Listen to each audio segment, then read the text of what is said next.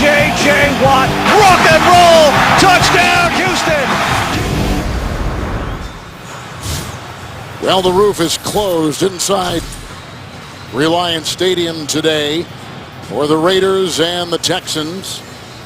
Head coach for the Raiders is Dennis Allen. He's got connections to Texas A&M. He's been groomed at some wonderful places along the way as an assistant coach, including Denver and Atlanta. And 52-year-old Gary Kubiak, his first game back after collapsing on the field 2 weeks ago. He will call the plays to Carl Durrell, the quarterback coach, and then he'll radio him in to the quarterback, Case Keenum, today. We've had the flip of the coin. Oakland won. They have deferred. And so Keyshawn Martin, who is a top 10 kick return guy and punt return man in the NFL, he's out of Michigan State, will retrieve the kickoff from Sebastian Janikowski, playing with some sore ribs. It affected him a little bit last week in the Meadowlands against the Giants. We'll see what it does indoors today here in Texas. The Raiders, the Texans, and away we go from Houston. It's Keyshawn Martin, who is hit and drilled by Usama Young on a 26-yard return.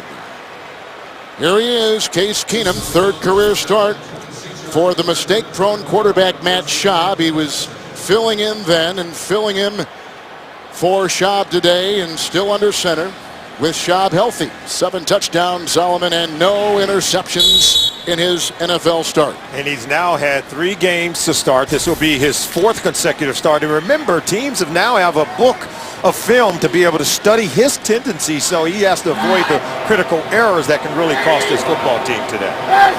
In the pistol, it's 1st and 10. The fake to Tate outside Andre Johnson. Good read on it there from Mike Jenkins. On the side, losing 3 yards and back to the 17-yard line on the play. All right, the offense. The All-Pro left tackle Dwayne Brown had a rough start to the season, but is back in his old form. And we just saw wide receiver Andre Johnson. He is the #1 rated wide receiver from Pro Football Focus in the NFL. It's 2nd down and 13 again in the pistol for Keenum. That's Ben Tate. Wade Smith with the block. And then brought down on the line by Daniel Muir. It is a gain of 11, a burst up to the 27-yard line.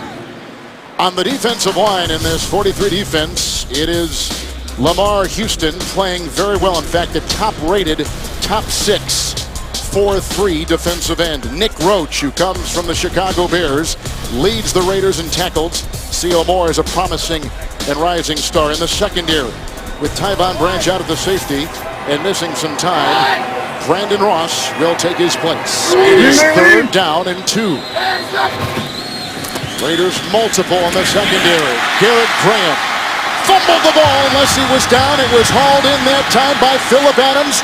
He is on the move. No whistle blown. Adams breaking tackles. Getting a block from Branch. Getting a block from Woodson. And takes it all the way to the 16-yard line. On a fumble and return. A return of 26. Graham couldn't hold it in through the catch, and the Raiders have the ball. Oh, the trend of turnovers continue for this football team. You see it stripped away from Graham. But, Kevin, this is the 4th time the Houston Texans have turned it over on their opening possession of the game. They came in tied for 2nd most in the NFL in that category. We talked about the reason why this team has lost 7 straight. Their ability to continue to just turn it over. As you see, 4 times they've turned it over on the first possession of the game, and that trend continues to hurt this football team. Every turnover is reviewed, and that's what's going on right now with Ron Winter and his crew here in Reliance Stadium. Graham has been a very nice find with the injury to Owen Daniels. Graham has been setting career marks in receptions and in yards, and this is 4th season out of Wisconsin. Right, he holds onto the ball here. As you can see, Charles Woodson comes in, being the smart, heady veteran. Number 71 is reporting eligible. 71. That is the 3rd forced fumble by Woodson. Watson becomes the tackle eligible for the Raiders, and look at the great beginning field position for rookie quarterback Matt McGloin from the 16-yard line of Houston. Jennings in the backfield. It's 1st and 10. And he'll take it up, and Tarpinian will wrap his arms around his waist to gain to the 9 and a pickup of 8 yards on the play. So Penn State rookie free agent Matt McGloin becomes the 3rd Raider quarterback, a starter this season, replacing the injured Terrell Pryor. Here's a kid that was a walk-on at Penn State. He was undrafted. He was 4th on the depth chart and just really brought in to be a training camp arm for this football team. But what you love about Matt McGloin is he had to earn everything he's gotten up to this point. Now he gets his first NFL start. The tackle eligible is out. 2 tight ends in. 2nd down, short 3. They try to pile drive the right side. There's not a ton there. He gets a gain of 2 down to the 7. Marcel Reese is the ball carrier on that offensive line. Right tackle Tony Pashos becomes the 3rd different starting right tackle in 3 weeks. He's back from a hip injury. And the running back, Rashad Jennings, replaces the injured Darren McFadden with a hamstring again this week. Against the Giants last week, he had 88 yards rushing on the ground. Not bad at all. 3rd down and 1.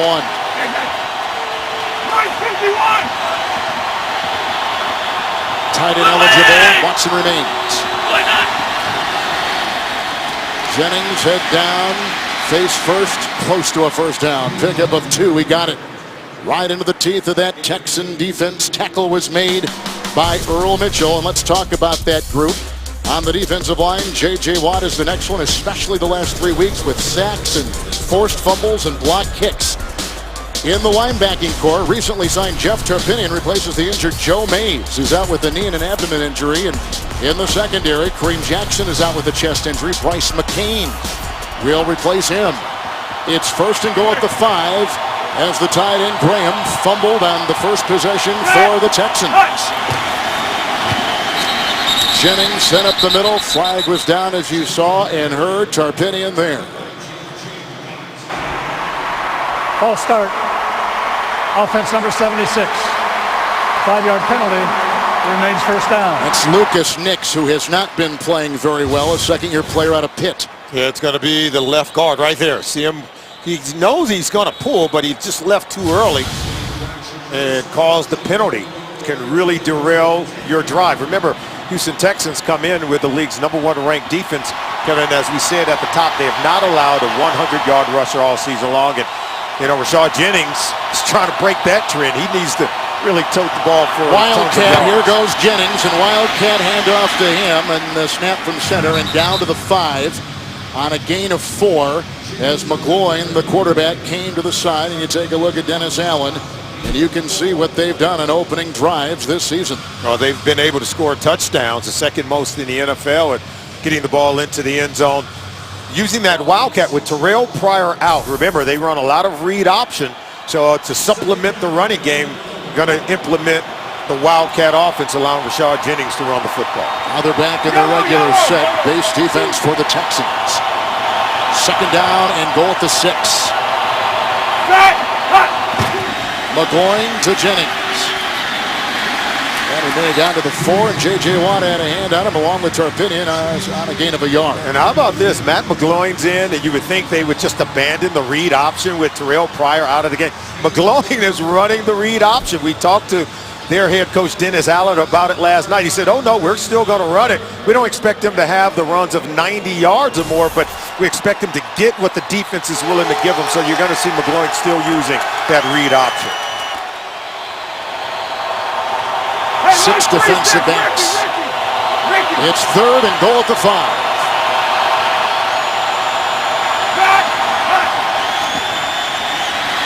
And that's a touchdown caught by Denarius Moore. 5-yard touchdown throw. Moore has caught over half of the Raiders' touchdown passes. The leading receiver, McGloin, with his first NFL touchdown pass. Take a look at it. He's just going to come here, but watch the pick on, look at that. See how they picked Bryce McCain, who was locked in man-to-man coverage against Moore? It was just a subtle pick, enough to screen off in coverage. Man-to-man coverage, you're susceptible to being beaten on the pick routes. Janikowski making it 7-0 Raiders. They cash in on the turnover. Another opening drive for them as the tight end Graham fumbled, reeled in by Adams, and then a strike to Denarius Moore. 7-0 Raiders. Garrett Graham on the ride did not fumble this season. He did moments ago, which sets up the Raiders at the 16. McGloin. Solomon cashing in with a 5-yard touchdown pass. The ensuing kickoff taken on a bounce. Hauled in there by Kareem, and down he goes at about the 13-yard line with some nice special teams tackling there by Jeremy Stewart. Second possession for Case Keenum, down 7-0 early first quarter. Well, as you said at the top of the broadcast, turnovers have been a problem for the Texans. Oh, absolutely, and Graham's turnover cost them. Now they're down in the whole 7 points. We saw the same thing last week in Arizona when they turned it over on their very first possession of the game. And Keenum with a first down and 10. Good play fake. Sims comes up the middle. Back to Graham they go. A hit on the side by Stacy McGee, the rookie out of Oklahoma. Catch and run of 6 yards up to the 21-yard line. Yeah, their ability to sustain drives, particularly early in the games, I think is critically important because this team has not played well in the second half, Kevin. We already said they've been outscored by 81 points in the second half during this 7-game losing streak. So there's a few trends that they have to be able to break, and protecting the football is one of them. Tackle eligible Ryan Harris on the left side. It's second down and 4. Here from the pistol. Ben Tate got around Houston, chased by Roach and pulled down from behind, and he's out to about the 23. It is a gain of 3. The reason they got the tackle eligible is because they're down a tight end, and Tate's slow to get up. They're down a tight end. That's Ryan Griffin with a concussion. So they're going to bring in a tackle who will be eligible on most plays, and Tate's going to leave. Here comes a 3rd and 1 now, Sully. And remember, they talk about being able to set the edge to stop this running game as they roll up on the back of that ankle by Tate. He's also hampered by rib injuries. But Lamar Houston that time got hooked on the play, and so the Raiders could not set the edge. Dennis Johnson is the running back, 3rd and long 1 with Case Keenum to Johnson. Found the hole, but boy, did it close in a hurry. Not much right there, as they had the great tackle on the play from Kevin Burnett, who races and closed the gap. No, that's just a really good play by Burnett, number 94. He's able to launch right down in there. Looks like he's going to hit the seam, and then watch Burnett come right down right there and close off that hole as it looked like Johnson was ready to get to the second level of the defense. So the Texans have not found any success on 3rd and 1 and 3rd and 2. Here comes Leckler fielding the high long snap from John Weeks, the ex-Raider, 13 years in the silver and black, and at the 20-yard line with the ball, Jacoby Ford. Hang time of 4-7. 56-yard punt, 3-yard return. Here comes McGloin, fresh off his first career touchdown pass. Well, the Texans salute to service week kicked off with the Stars and Strikes bowling event Monday, which featured several Texan players and 130 members of the United States military from the Wounded Warrior Project. And today, to honor the veterans, the coin toss was overseen by Presidents George H.W. Bush and George W. Bush. Both look terrific. And our back judge, Greg Steed, right there, a Marine veteran, wounded in the Gulf War, and back out on the field. And we thank him and the hundreds of thousands of veterans and current men and women of the armed forces for what they do and for the freedom they provide. It is a 1st and 10 from the 23 and the second possession for the Raiders. McGloin and Streeter hit by Jonathan Joseph, a terrific cover cornerback. It's a gain of 4 in the play, and he's up to the 28-yard line. Yeah, as you take a look at McGloin, you know, I asked him, I said, you were a walk-on at Penn State. You was undrafted coming into the NFL. What has allowed you to overcome some of these odds? And I loved his answer, Kevin. He says, I guess I'm just a competitor. He says, I cannot accept that someone is going to outwork me. He said he can't even accept that someone is better than he is. He goes out to compete in every rep, in every practice, and every play of every game. In the pistol with Reese. Marcel Reese getting some work here early in the game, which is good to see on a gain of 1. On that second down handoff as we take you for the first time to New York and James Brown. And Solly and Kevin, Ben Roethlisberger can't accept somebody's better. Hey, how about Antonio Brown making a guy miss? Wow. 34 yards, 7-0 Pittsburgh. 8 plays, 68 yards for the score. Steelers up 7-0. Back to Kevin Harlan and Solomon Wilcott. And JB, even Coach Cowher will tell you there's no quarterback who wants to be traded out of Pittsburgh. 3rd down and 3. Yeah, that's a story into itself, isn't it? Yes, it is. Jennings back in. McGloin with a lot of fire around him, and he finds the receiver, Michael Rivera. The tight end brought down by Swearinger. It's a gain of 7 on 3rd down and 3 to the 37. How about this? Matt McGloin got this offense moving. As you can see, there's a little bobble, but he pulls it in before he hits the ground. So that's a really good catch by Rivera. Rookie out of Tennessee, 6th round draft choice to the 37, 1st and 10. 51, start!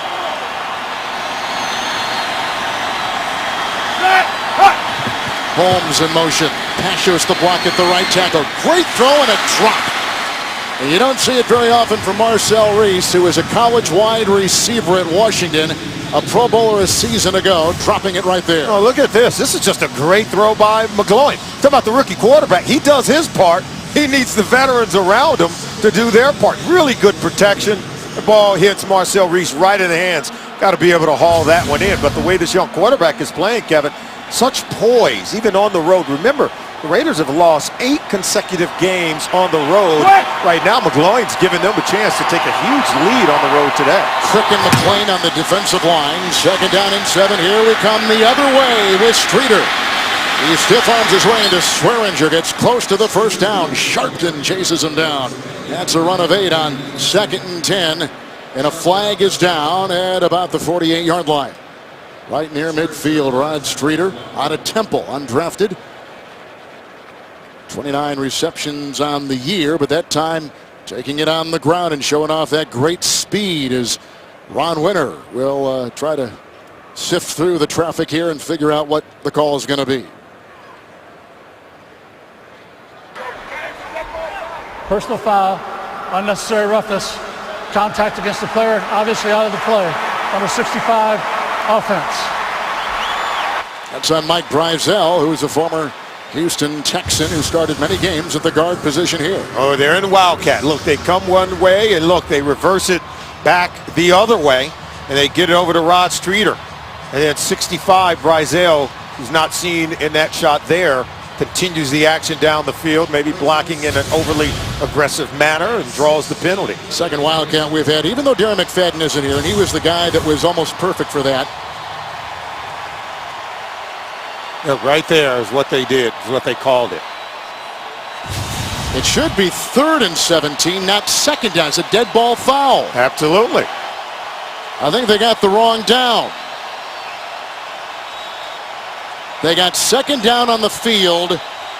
It should be, it's a dead ball foul. It's 3rd and 17. But they got it marked 2nd down. Here comes Rashad Jennings, and no gain on the play, and a good stop there by the linebacker Sharpton. And Watt. Kevin, I want to go back to even the Wildcat play. You know, they're trying to do anything they can to manufacture some rush yards in this game with Terrell Pryor out. He came in as the leading rusher for Dennis Allen and the Oakland Raiders. And remember, they came in tied for first with the most runs of 20 yards or more. And now, I guess they're going to call this the real 3rd down play. 3rd and 17. They need the 47. McGloin, and high and over the head of Streeter, who is covered on the play by Swearinger. And they were bringing pressure with Watt. And they're really good. They're really good at putting pressure on the quarterback, forcing the quick throw by McGloin. And if it weren't for the penalty for Brizell, they had something clicking on offense. We had a penalty on Brizell, then a drop by Reese. But so far, the rookie quarterback has acquitted himself very well. Here's Marquette King, number 5 in gross in the NFL. Woo! He gets off a rocket. Flag is down. Martin back at the 8. And being chased and spun around, and Stewart there for his 2nd special teams tackle today. 62-yard shot sent skyward by King. 14-yard return with another Yellow flag thrown on the field.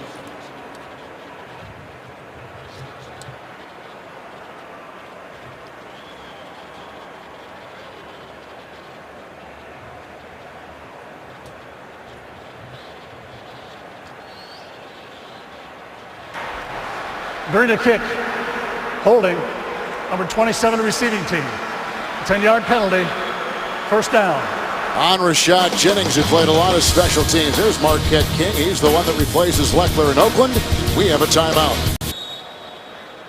The reason why we said that the Raiders had the wrong down on the field, because the official, Ron Winter, said after the play, which means a dead ball foul. It would be a dead ball foul in that case. First and 10, Keenum hit as he throws. Oh, and that's picked off on the play by Roach, who's brought down by Tate. Roach comes up with his first Raider interception, the first one thrown as a pro by Keenum. Another turnover, and again, it's deep in Texan territory. His first interception in 106th throw. And watch the pressure here. That's what forces the errant pass. See right there? And that forces the wobbly throw picked off by Roach on the back end. Keenum had thrown 105 consecutive passes without being intercepted. And we said he had avoided the dreaded critical interception coming into his career. And now you see on the 106th pass attempt, he gets picked off. And now, for a second time in 3 possessions, the Raiders, because of a turnover, begin at the 16-yard line of the Texans. How about that? They cashed in last time. Let's see what they do here. A lot of stress put on that Texan D. Number 1 in the NFL, as Solomon said earlier on. McGloin, touchdown, Rod Streeter. A 16-yard throw. How about Matt McGloin? In his first NFL start, the rookie, a flag has been thrown on the play.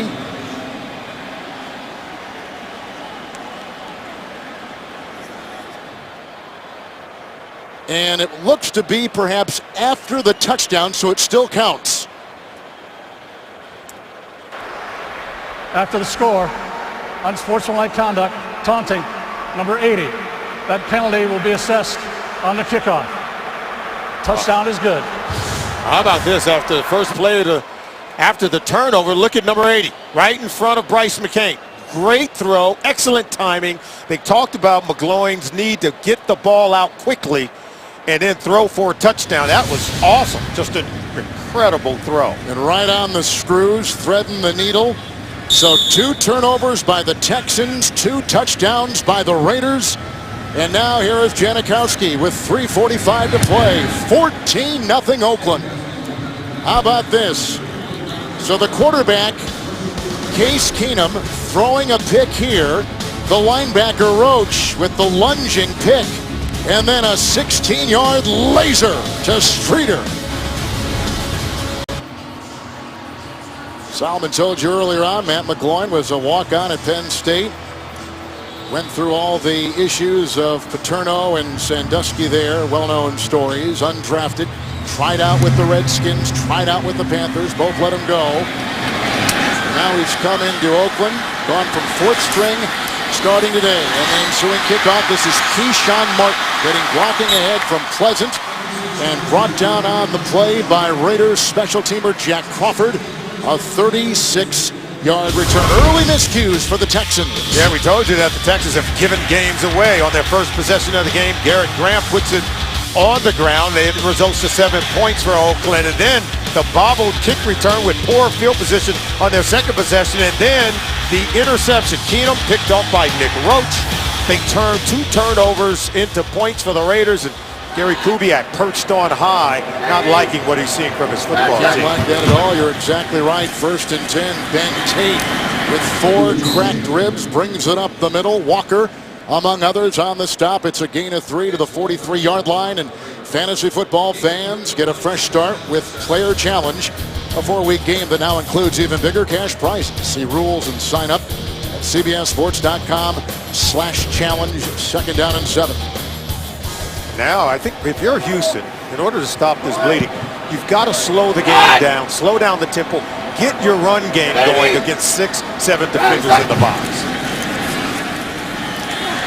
Chased by Walker. Keenum Graham with room to roam. And then he is stopped by Rod Woodson downfield. Second leading tackler for the Raiders. It's a catch and run to the 23, 35-yard gain. First down. Yeah, another thing that Keenum's given a look, reverse bootleg. His ability to extend plays. Most immobile quarterbacks would have been sacked there. He extends the play, he keeps it alive, he finds Graham, and then yards after the catch. Also could have gone down the field even further where it looked like Andre Johnson had a step on the defender. But his ability to get out of trouble and create something when the play breaks down, that's where he's been really good for this football team. Fullback will come to the bottom of your screen. Wide. Harris becomes the tackle eligible number 68 on the near side from the Raider 23. Tate. Met by Mike Jenkins. Loss of a couple on the play. They'll push him back near the 25-yard line. Tate with the catch, number 21 on the season. Loss of 2. And Kevin, we told you that the Raiders will play 5 defensive backs. Their defensive backs have made a lot of plays.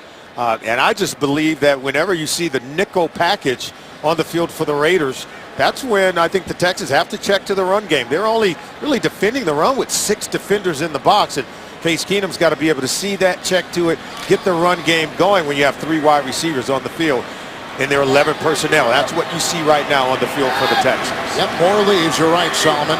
Adams comes in, second down, 12. Good block by Harris to the side and out of the reach of Graham. With the coverage on the play by Brandon Ross, 2 years out of Youngstown State. Incomplete pass. They're getting 6 defenders in the box, but they're stacking the line. They're getting the linebackers up to the line of scrimmage. They're crowding both A gaps. They're just daring the Texans to run the football. And, you know, Dennis Allen came over as a former defensive coach, and I think he's really improved the defense on this football team, where they rank 6th against the run. Now 6 defensive backs for Oakland. There's only one man with his hand down on the line of scrimmage for the Raiders. How about that? 2 now. Third down and 12. Oh, here comes Houston. They cut him. Lamar Houston comes up with his 5th sack of the season. He's playing as well as any 4-3 defensive end right now. It knocks him out of field goal range. See, they're just out scheme him. And look, he's going to come here, but look, you got 2 guys with their hand on the ground. They don't know who to block. And they just turned Houston loose on the quarterback. It screws up your count and your protections when only 2 guys have their hand down on the line of scrimmage and everyone else is standing up. Very effective disguise in their pass rush for the Oakland Raiders. So it's a loss on the play of 15. Here's Leckler to punt. They'll try to keep it in with Jacoby Ford back there. And plenty of hang time at the 11-yard line. And Leckler puts his 21st punt inside the 20. A flag is down. With the ball at the 11-yard line, the flag thrown at the 42. Hang time there was 4-5. During the kick, holding number 95 receiving team. Half the distance to the goal. First down. That's Kalen Burnett, who is the brother of Kevin Burnett on the Raiders. Well, Tuesday on CBS, a hero makes the ultimate sacrifice in the episode of Person of Interest you cannot miss. It comes your way Tuesday at 10, 9 Central, only on CBS. So 2 turnovers, Solomon, by the Texans.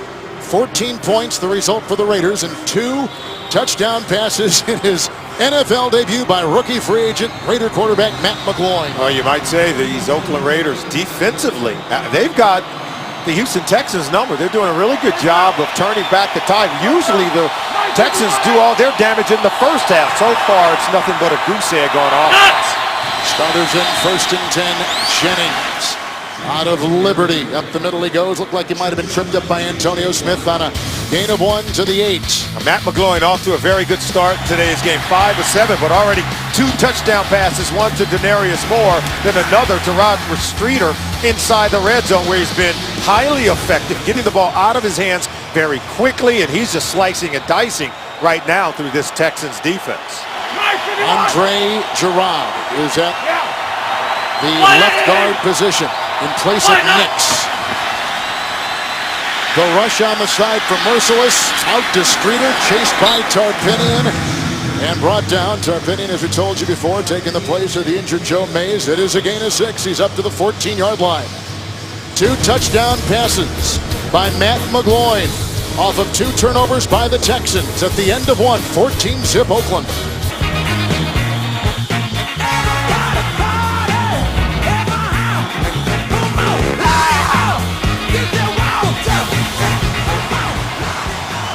With Solomon Wilcots, Kevin Harlan starting the second quarter here at Reliance Stadium. Sold out here in Houston, Texas. Roof is closed. Raiders on top on 2 touchdown passes by Matt McGloin, taking the place of the injured starter Terrell Pryor. Mike 51. Here they go on a 3rd and 3. And Jennings right up the middle. Sharpton and others right there at the stop on a gain of a yard. They needed 2. He got as far as the 15. I don't think he's got enough for the first down. And now if you're the Houston Texans, you've got to be able to put some kind of pressure on Matt McGloin. Remember, McGloin goes, 6'1", and this team has batted down a number of plays. They get the 3 and out here and get the ball back. But they've got to be able to come up with something defensively to start creating some turnovers and get more stops. Marquette King missed all of last season with a foot injury. He had a beauty 62-yard punt the first time. And he'll belt this one deep to Keyshawn, to Martin, who gets the ball. Keyshawn taking 1 tackle. There goes a flag, and finally jumping on his back and bringing him down is Kalen Burnett. 64-yard punt, 11-yard return by Keyshawn Martin. His punt return high happened last week in Arizona. He had a 12-yarder. That one was good for 11 yards. Ron Winter has been a busy official here today in Houston. During the return, holding number 21 return team. 10-yard penalty, first down. So King has had punts of 62 and 64. The Philippines have, as most of you know, been devastated by Typhoon Haiyan. Thousands have lost their lives, and there's been massive property damage. Victims urgently need your help. Please visit redcross.org to make a donation. CBS cares. First down and 10. Keenum has thrown a pick. Watched his tight end fumble. Raiders have cashed in both times. Play fake here on 1st and 10. Going deep. Andre Johnson at the 47-yard line. Brought down by Mike Jenkins. Andre Johnson with a terrific gain. 34 yards on the play. He's now caught a pass in 112 straight. Now watch the timing of this with Andre Johnson just streaking right down the middle of the field. This is just great timing on the throw and accuracy by Keenum. And see, it wasn't a big window there to get that ball into Johnson, but his speed down the field and then the accuracy of the throw caught the defense off guard. 34-yard pickup. First down and 10. Ben Tate. Block ahead by the fullback Jones. A good one it was before he was brought down by Jack Crawford out of Penn State. That is a gain of 6 to the 45 of the Raiders. See, they got to run it in those situations because Keenum and Johnson, they get going. When you can see the last 3 games, they put up some huge numbers, particularly for Andre Johnson. 18 catches, 355 yards, and averaging almost 20 yards per grab. And then the ability to create big plays, 6 catches of 25 yards or more, resulting into 5 touchdowns. In the pistol on 2nd down and 4. Tate again. They're going to tackle there in the backfield and more. Coming up to make the stop, Usama Young. It is a gain of 3 to the 42 and about a yard shy of the first down. Yeah, they should be able to run the ball. Again, I think when you start to hit big pass plays, and that, Kubiak understands he's getting 6 defenders in the box, starting to dial up a few more run plays, facing a 3rd and 1. They should be in favorable situations on 3rd down like what you see here because of their ability to run it and then stretch the field with the passing game.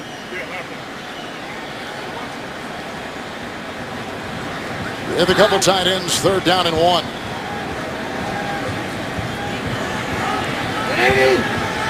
Daniel Muir is bottom of your screen rushing. Here comes Houston. Boy, he's been all over that quarterback today.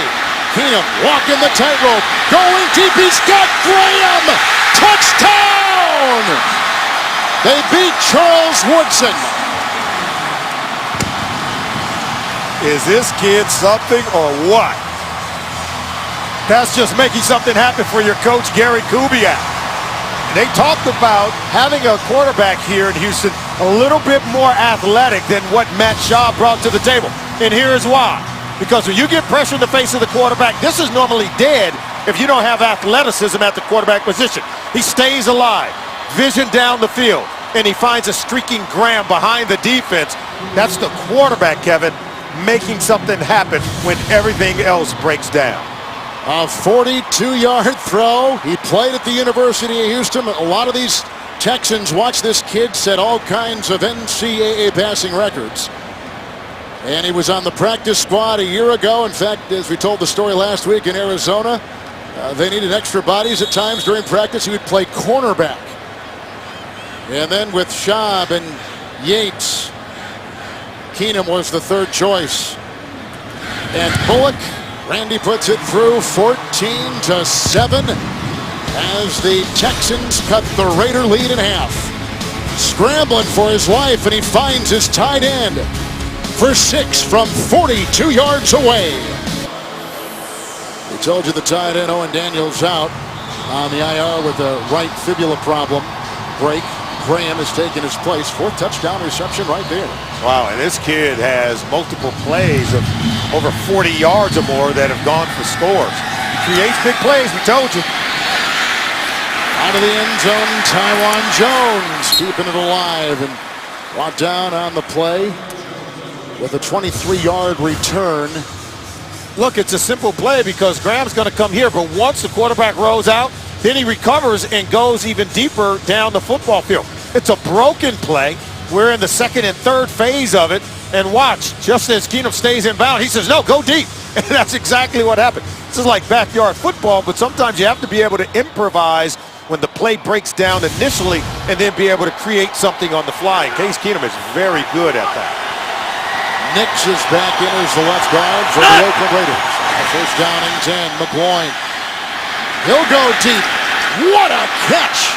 Andre Holmes out of Hillsdale. He's the guy that got that bounce on a kickoff return from the Giants last week in the Meadowlands. Now watch this. Brandon Harris at the cornerback position. DJ Swearinger right in between them both. And he goes up and brings it down. We talk about receivers contesting for the ball. Clear illustration by Holmes. Holmes was released by the New England Patriots. He was suspended the first 4 games of this season. So he's only played half a year in the pistol from the Texan 48. Jennings right around his waist. He finds Jeff Tarpinian. Made his Texan debut last week in Arizona against the Cardinals, and Solomon picks up 5 to the 44. You know, Kevin, we have a game today where you have the third-string quarterback on both teams. Both are young kids, and they come into this game today just playing with, you know, great confidence. They're very loose, and look at what they're doing so far. They're pushing the ball down the field. They're challenging defenses, and they're making plays. Fullback is Olawale just checking. Second down and 6. Merciless on the rush, looking for 4 with the coverage on the play by Jonathan Joseph. It's 3rd and 6 coming up for the Raiders. Oh, I like what McGloin is doing. You can see he's working against Jonathan Joseph right here. There he is. That's Ford. Ford's got to be able to bring that one in. Good coverage, though, by Jonathan Joseph, separating the receiver from the football. I'd love to see Jacoby Ford attack that football because it was well thrown by Matt McGloin. Told you he's challenging the defense. And you can see the play selection for the Raiders. This is a clear illustration. They trust him throwing the football where they can have a balanced attack. Ford out of the backfield. Reese at the side of McGloin into the nickel. 3rd down and 6. Barnes got the block at the left tackle. That's dropped by Streeter with the coverage on the play by Brandon Harris. It's incomplete. They're going to have to punt. Oh, and I like what I saw from McGloin. Watch, he starts looking to his left, comes all the way back to his right, and still throws the ball with great accuracy, allowing Streeter a chance to make the play. Give Harris the credit. He rakes at the arms of Streeter, pries the ball loose. But the quarterback went through his progression, knew where to go with the football, challenging the secondary. So the Raiders, who come in having lost 2 consecutive games in 3 of their last 4, 8 straight on the road against the Texans, who have lost 7 straight.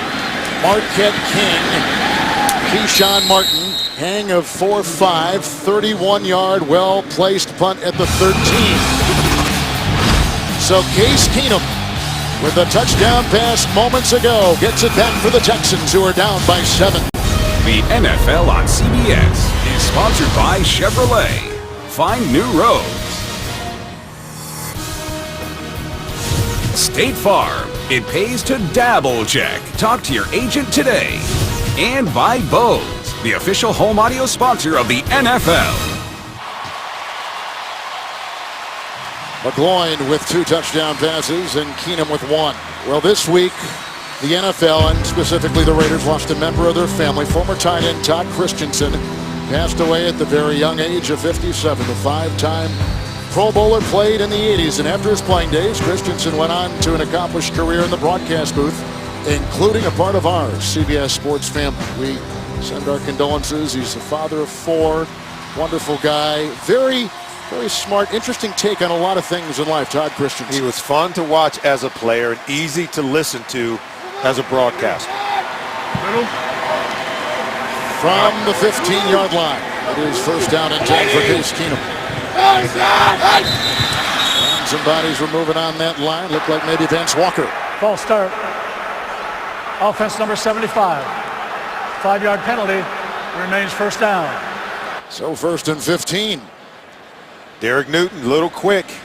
This close down, close to your goal line, you can ill afford those kind of penalties. Set the offense back. And now Kubiak checking that play call sheet. Do I got something for 1 and 15? All that color coding plays there. I'm sure he's got something. Maybe one of his grandkids was colored before the game on it. First and 15. Here comes Tate. His contract expires at the end of this year. Wheels his way into the grasp of Young. It's a gain of 9 to the 19 to New York and James Brown. Hey, Kevin, play has been suspended in Chicago because of severe weather conditions. Coach, you see the sign there. Yeah, and I'll tell you, remember, Baltimore Ravens are up 10-0 in this game, and they've already gone through this once at the Super Bowl and also in Week 1.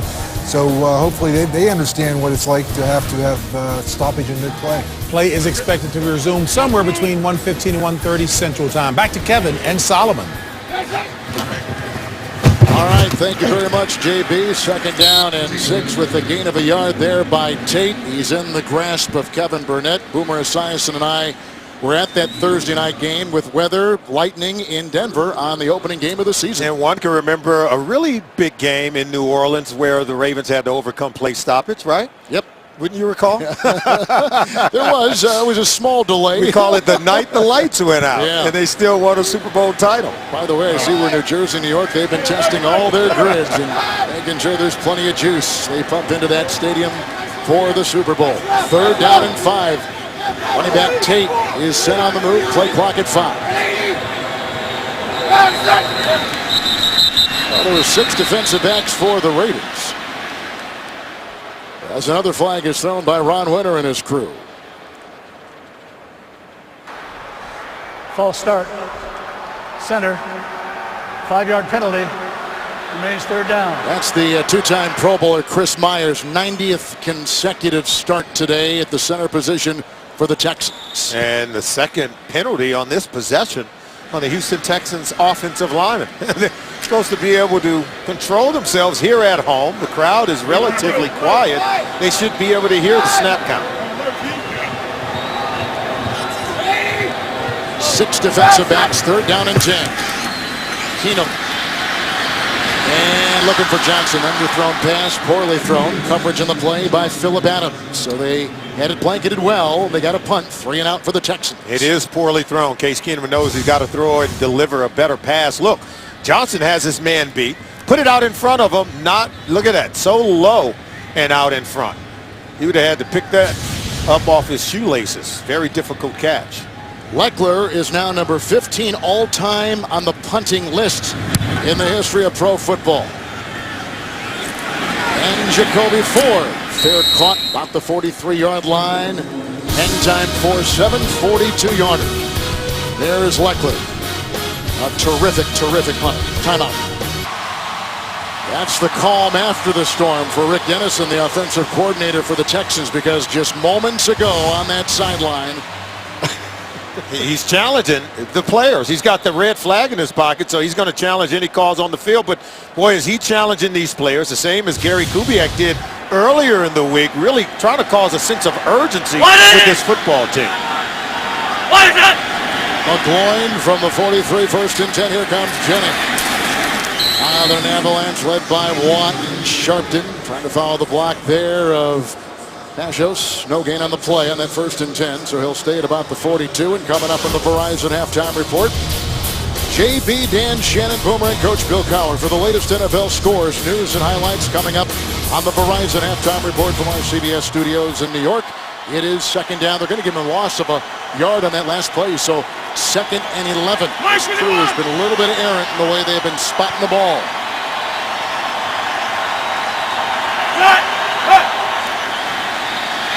McGloin. Boy, beautiful reception right there by Rivera, the rookie, on a gain of 5 to the 47. Sharpton covering to New York. And James Brown.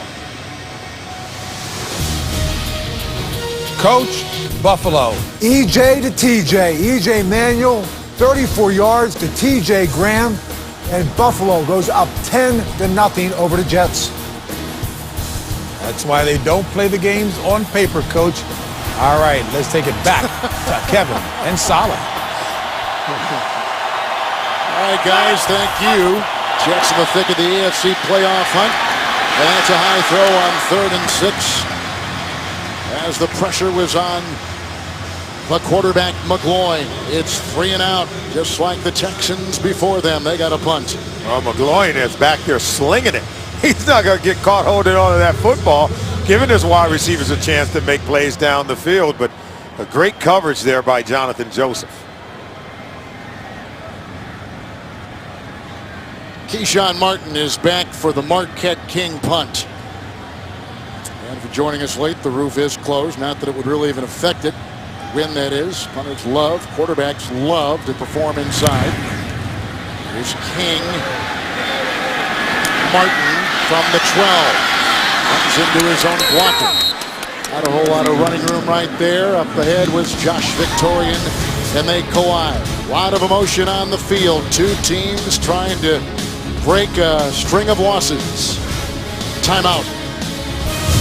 The NFL on CBS is sponsored by Jared the Galleria of Jewelry, with 5 times the selection of ordinary jewelry stores. And by McDonald's. I'm loving it.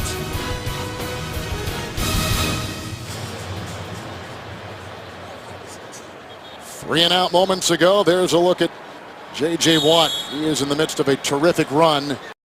Out of the passes, Dennis Johnson in the backfield here. Keenum on 1st and 10. Underneath he goes. Here's Andre Johnson. Chased and brought down by Mike Jenkins, a former #1 pick by the Dallas Cowboys. It is a gain of 5 on the play and up to the 22-yard line. With NFL Mobile, you can get live video access to exclusive premium content on your smartphone. Call ** NFL to download or go to NFL.com/mobile to learn more. Message and data rates apply. 2nd down and 5. Dennis Johnson's a rookie free agent. Running back in there right now out of Arkansas. With the call here, trying to find a gap and then jumping on him is the ex-Bengal Pat Sims. Gain of 3 to the 24. Their usual running back, Arian Foster, on the IR, Sally. He had back surgery in Los Angeles earlier this week. Yeah, and that's why it's been difficult, I think, for this team to run the football, particularly on a consistent basis. This offensive line has to do a better job of getting the runner to the 2nd level, and they have to do a better job of eliminating penetration when they go to pass protect for Case Keenum. Tate is in. 6 defensive backs. 3rd down and 2. Here comes all kinds of pressure. Walker can't get him. Burnett before that, and Houston couldn't grab the quarterback, Keenum. Incomplete. And this is what Rick Dennison was complaining about. Look all the pressure and how many people are getting penetration into the backfield immediately in the face of Case Keenum. And it's just a floodgate. The offensive line is right now losing the battle up front against the Raiders defense. Leckler to punt. Leckler last week in Arizona, indoors in Arizona, had a Texan franchise record, 58.9, 7th best average in NFL history. and the highest ever was 7 punts or more. Jacoby Jones reels it in. He got by Kareem, and chased out of bounds across the way by Justin Tuggle. That's a familiar NFL name. 43-yard punt, 5-yard return. Well, this week, don't miss the show that's in a league by itself with guys who take on all 32 teams and each other every week. Join James Brown, Phil Simms, and Chris Collinsworth with the artistry of NFL films and atomic chemistry inside the NFL. The show the pros watch, Wednesday at 9 only on Showtime. Matt McGloin won a couple of high school championships in the state of Pennsylvania. And if you're from that state and know high school football, you know how valuable and how hard that is to do. What an accomplishment. There's a walk-on for Joe Paterno at Penn State, 1st and 10. There is a tackle made by the helmetless Sharpton as Jennings goes in for a gain of 3, pile driving to the 39. Other news out of Houston this week also, Kevin, remember they had to release the longtime veteran and future Hall of Fame safety Ed Reed from this football team, and his defense is now trying to move on, but there was some very inflammatory remarks made by Ed Reed. And you know, with all what this team is going through, having lost 7 in a row, it was pretty much the last thing they needed.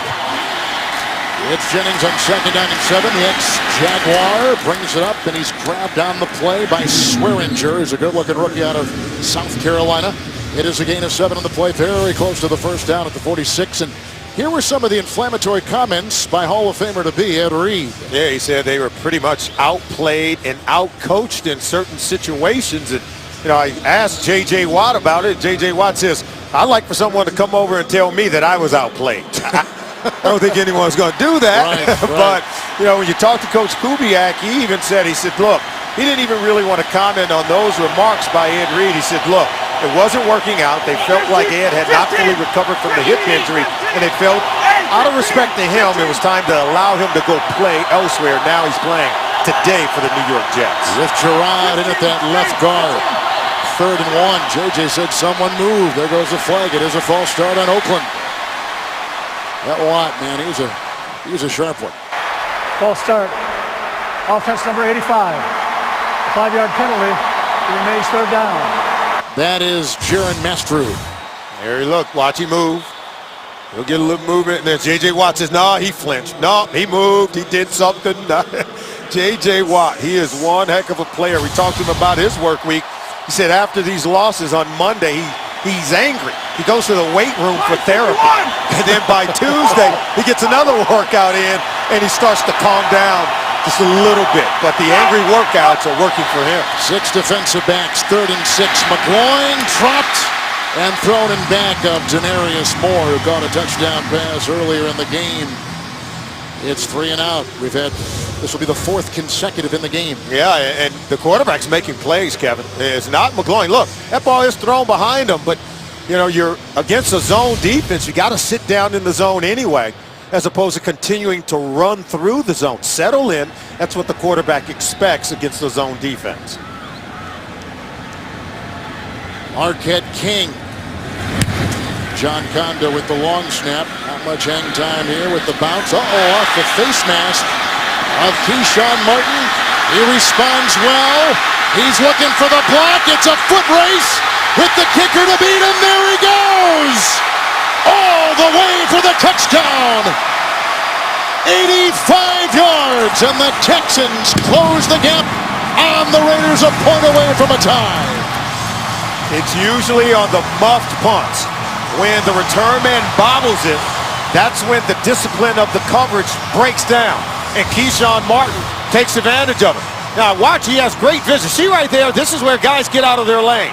Now he'll start one way, but he sees a wide open field back over to his right side. From there, he turns on the Jets, and they're not going to catch him. So it was great vision and then great speed. Not a bad fielding of the punt, though. It's just a really good play by Martin.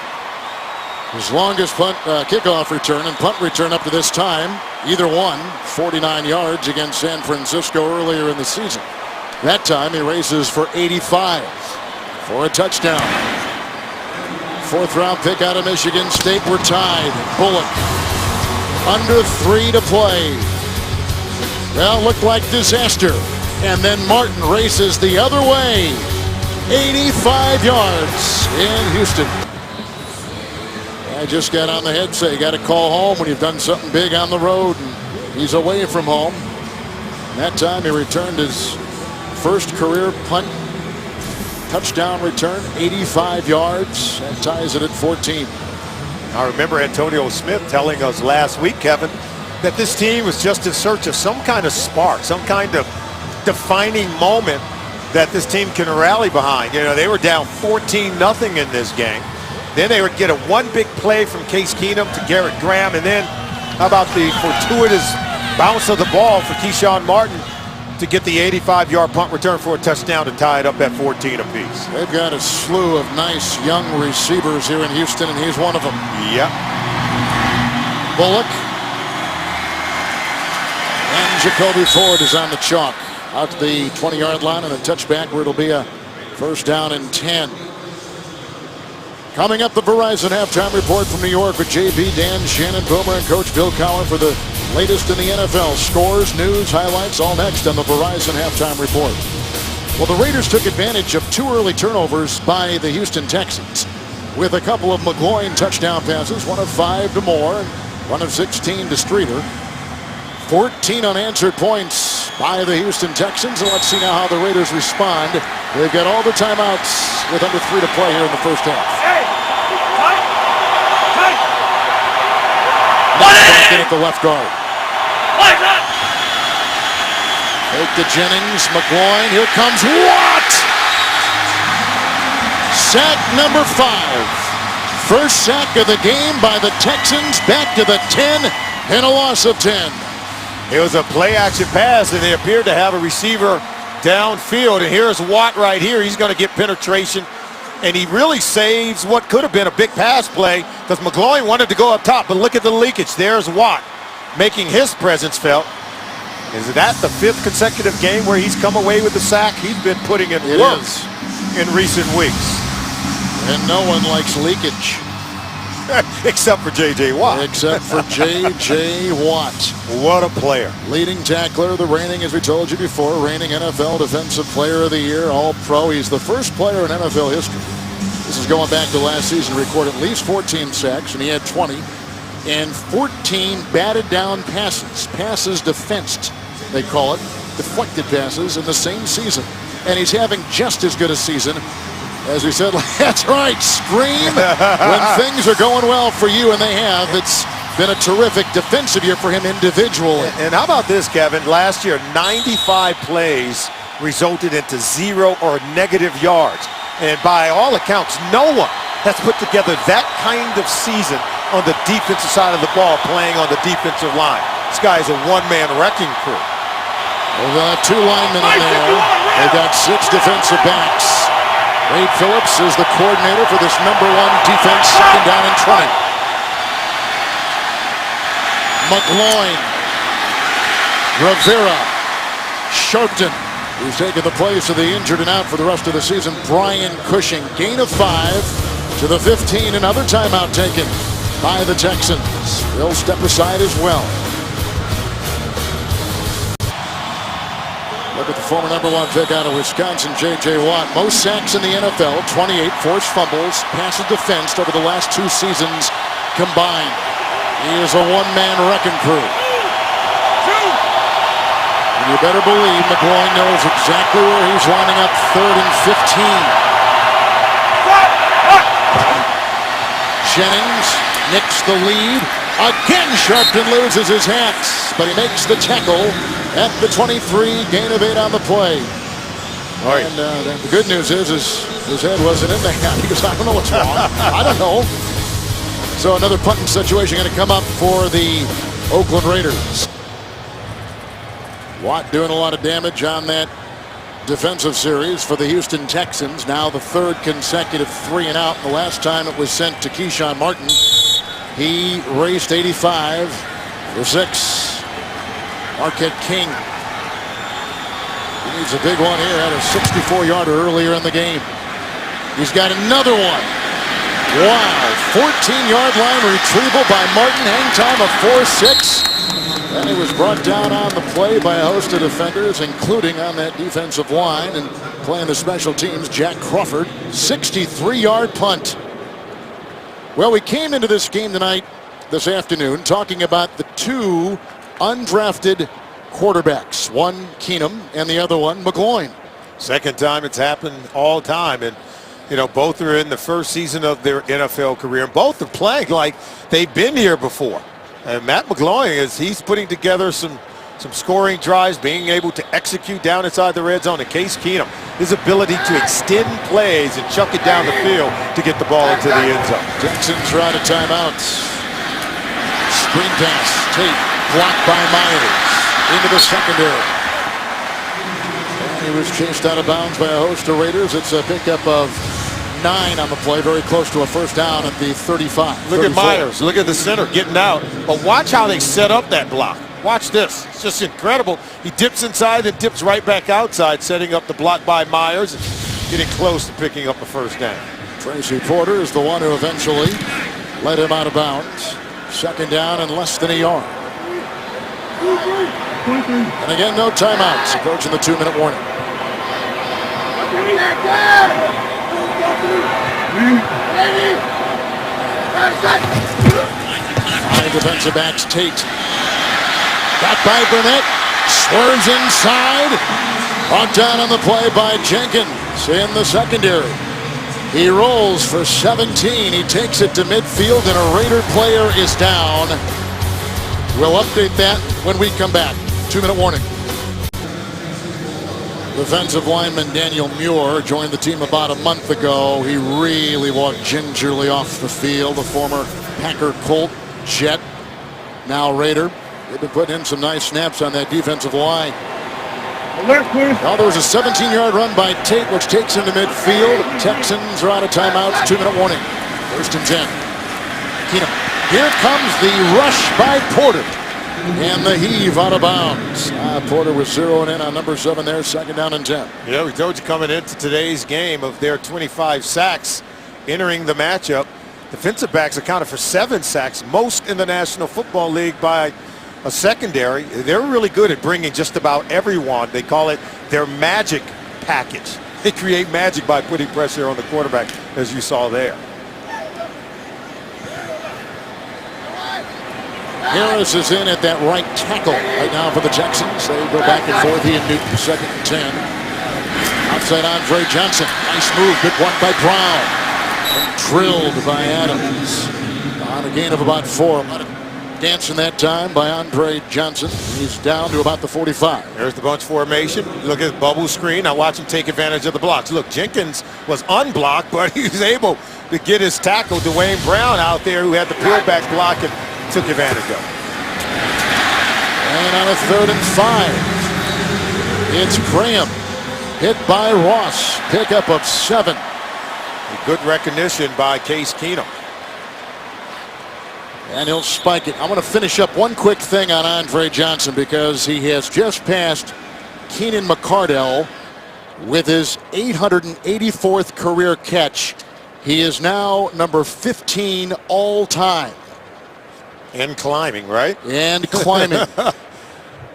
He's caught a ball in 112 straight. Passes McCardell, and he's very close to passing Charlie Joyner to number 18 in all-time yards. In a couple more, he'll do that. What a throw. What a great story. Second down and 10.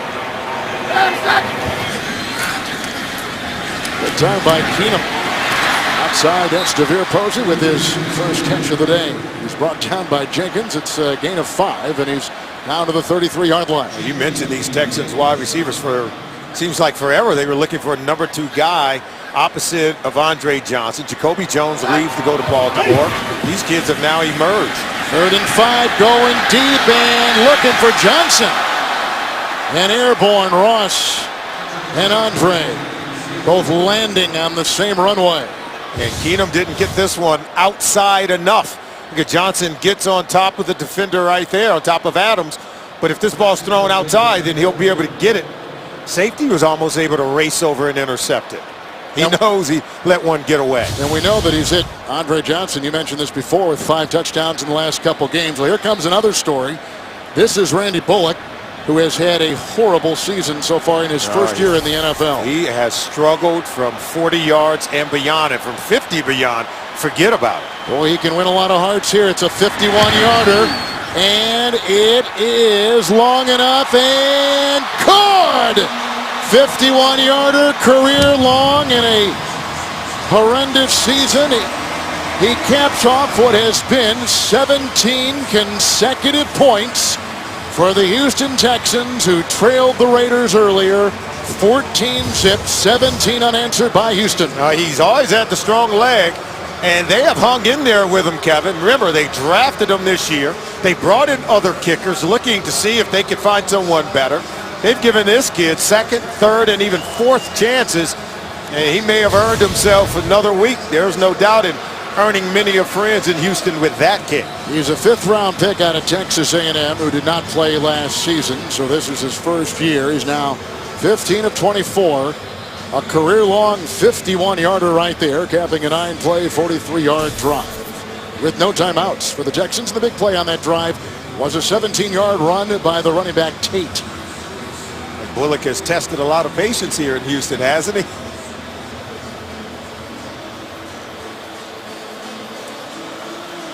"17 unanswered points."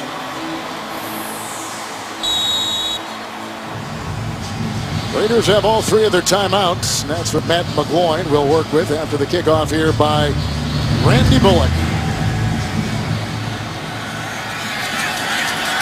And that's Tywan Jones, who's been converted from a running back to a defensive back this offseason. What a second quarter for the Texans. They've ripped off some points. There's no doubt 17 unanswered. The touchdown to Graham, and then the 85-yard punt return by Keyshawn Martin to tie it up. And then how about Bullock, giving his team the lead with 40 seconds to go here in the first half. Now the Texans, we've told you before, they've been used to having productive first half. As you see their head coach, Gary Kubiak, calling plays from on high, not down on the field. And now he's got to be able to get his team ready for the second half, where they have been severely outplayed over the last 7 weeks. All three of the timeouts remaining for the quarterback, Matt McGloin from Scranton, Pennsylvania. Big fan of the office. He's down in 10. Jennings plugged up, merciless, and Sharpton. It's a loss of 3 on the play, back to the 17. 33 seconds to go. I think what you can't do if you're Dennis Allen is start allowing your rookie quarterback, Matt McGloin, to put the ball in harm's way as you're heading in at halftime. You've given up 17 unanswered points. McGloin has been very good so far in this ball game, has not turned it over. I don't think you want to start doing that here by taking chances with the football. Raiders coming into today with a winless mark on the road, 0-4, 3-6. Who would have thought that the Raiders in Week 11 would be a win better than the Houston Texans? Yeah, no one. I would not have stood in that line. It's second down and 13.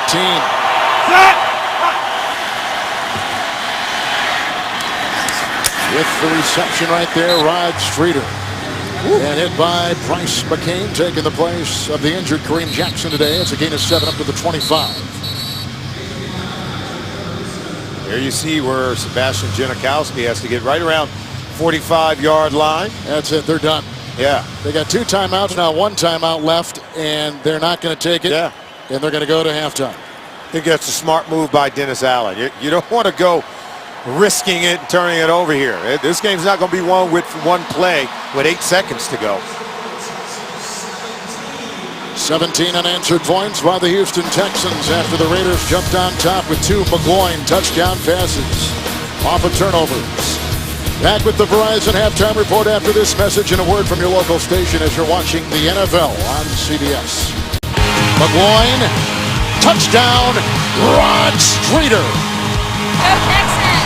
Keenum walking the tightrope, going deep, he's got Graham! Touchdown!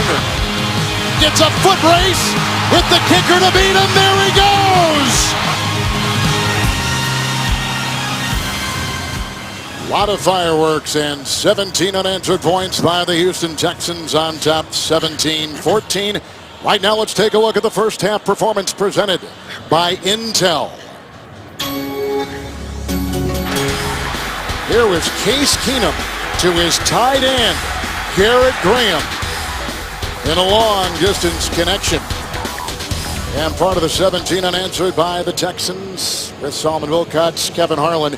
Here comes the tricky part, though, for the Texans. They've lost 7 consecutive games, and they've only scored 2 touchdowns in the second half in those 7 losses. And it's got to be a critical piece. Yes, they've scored 17 unanswered points in the first half, but it's the second half, as you mentioned, that has been their Achilles heel during this 7-game losing streak. Right now, Gary Kubiak is in the locker room, and he's telling his team it's about 2 things. It's about focus. It's about execution, something they have not done over their last 7 games. All right, let's take a look at some of the numbers through 30 minutes of football. The turnovers certainly caught the Texans early, but the Raiders, Solomon, both times cashed in on McGloin touchdown passes. And I think that's critical. There are 2 turnovers, you're right. McGloin has not been able to take his team down the field.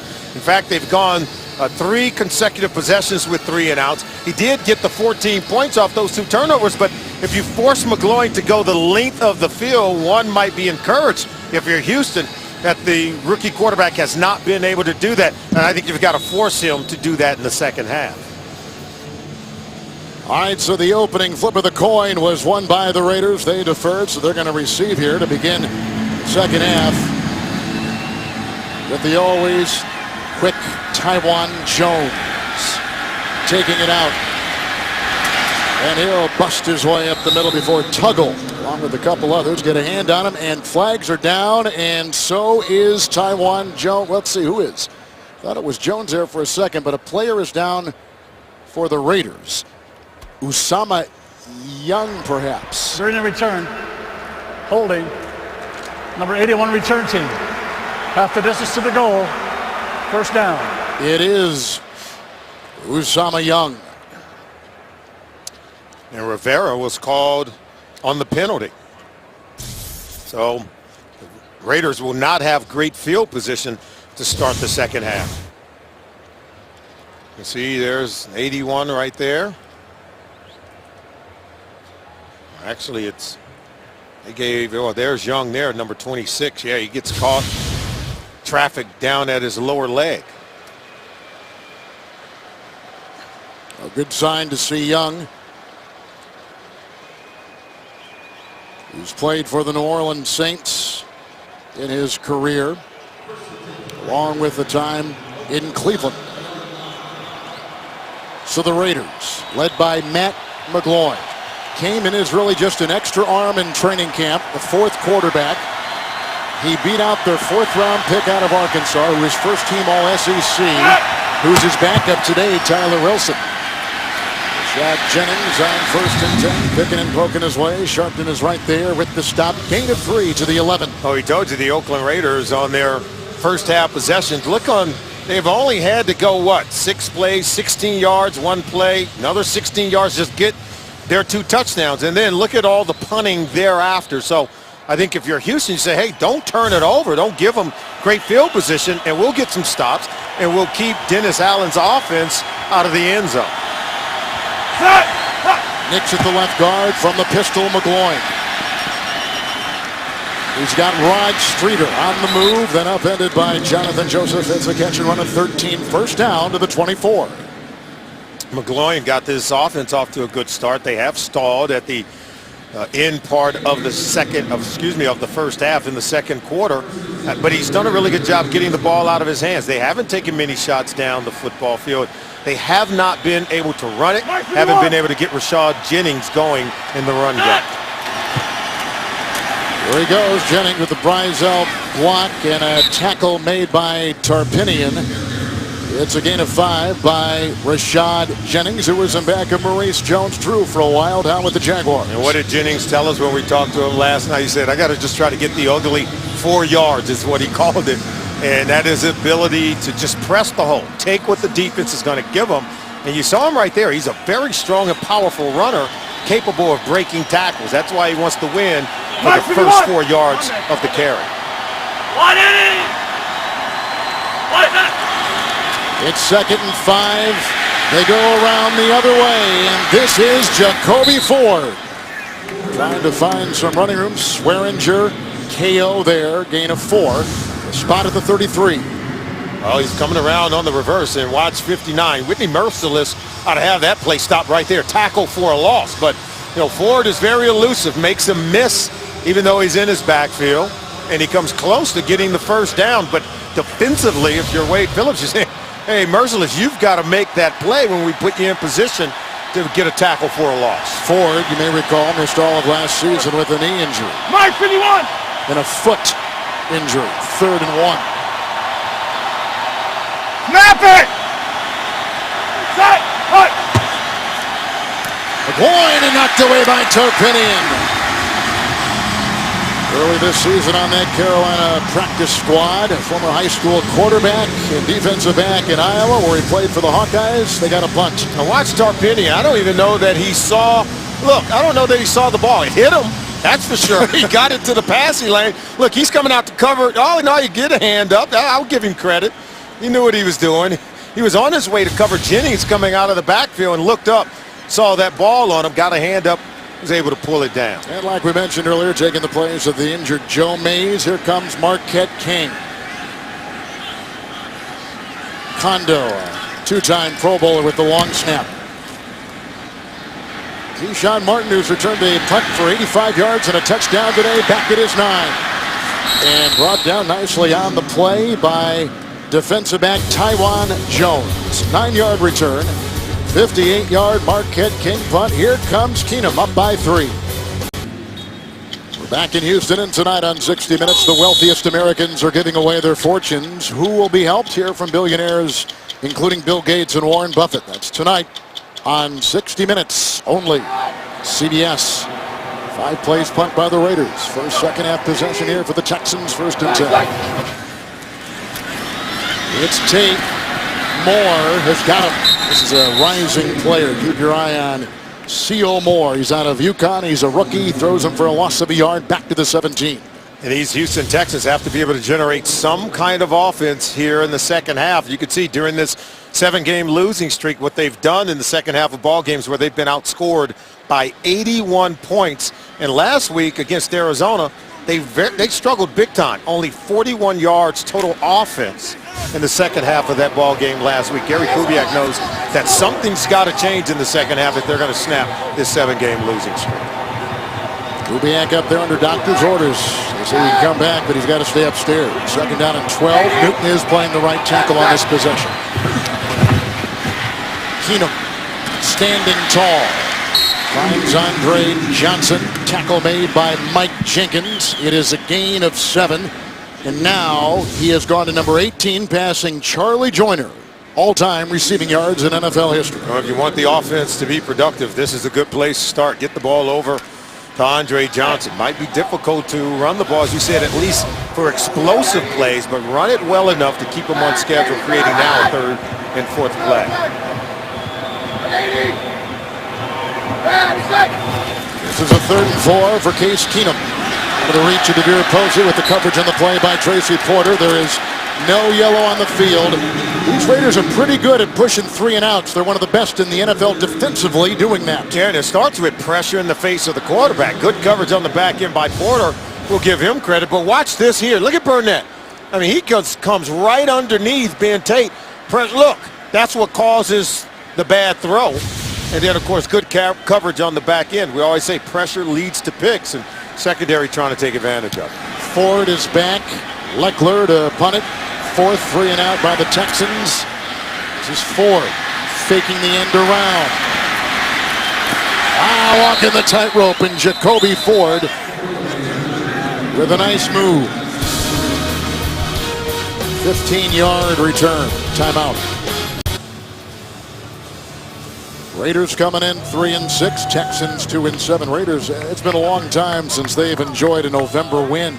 Yeah, it's been a long time since they've won a game on the road. So they haven't done that throughout the entire 2013 season. So they're certainly fighting against the tide in a lot of areas.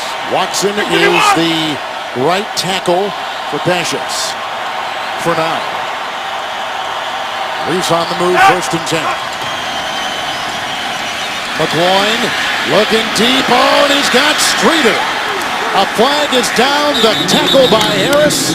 The gain right now to the 37 on a 36-yard throw. This Streeter has been in his sights. He's already caught a 16-yard touchdown pass earlier today. Streeter doing a good job of tracking the ball, and McGloin finally challenging this secondary, throwing the ball down the field. We didn't see that in the first half.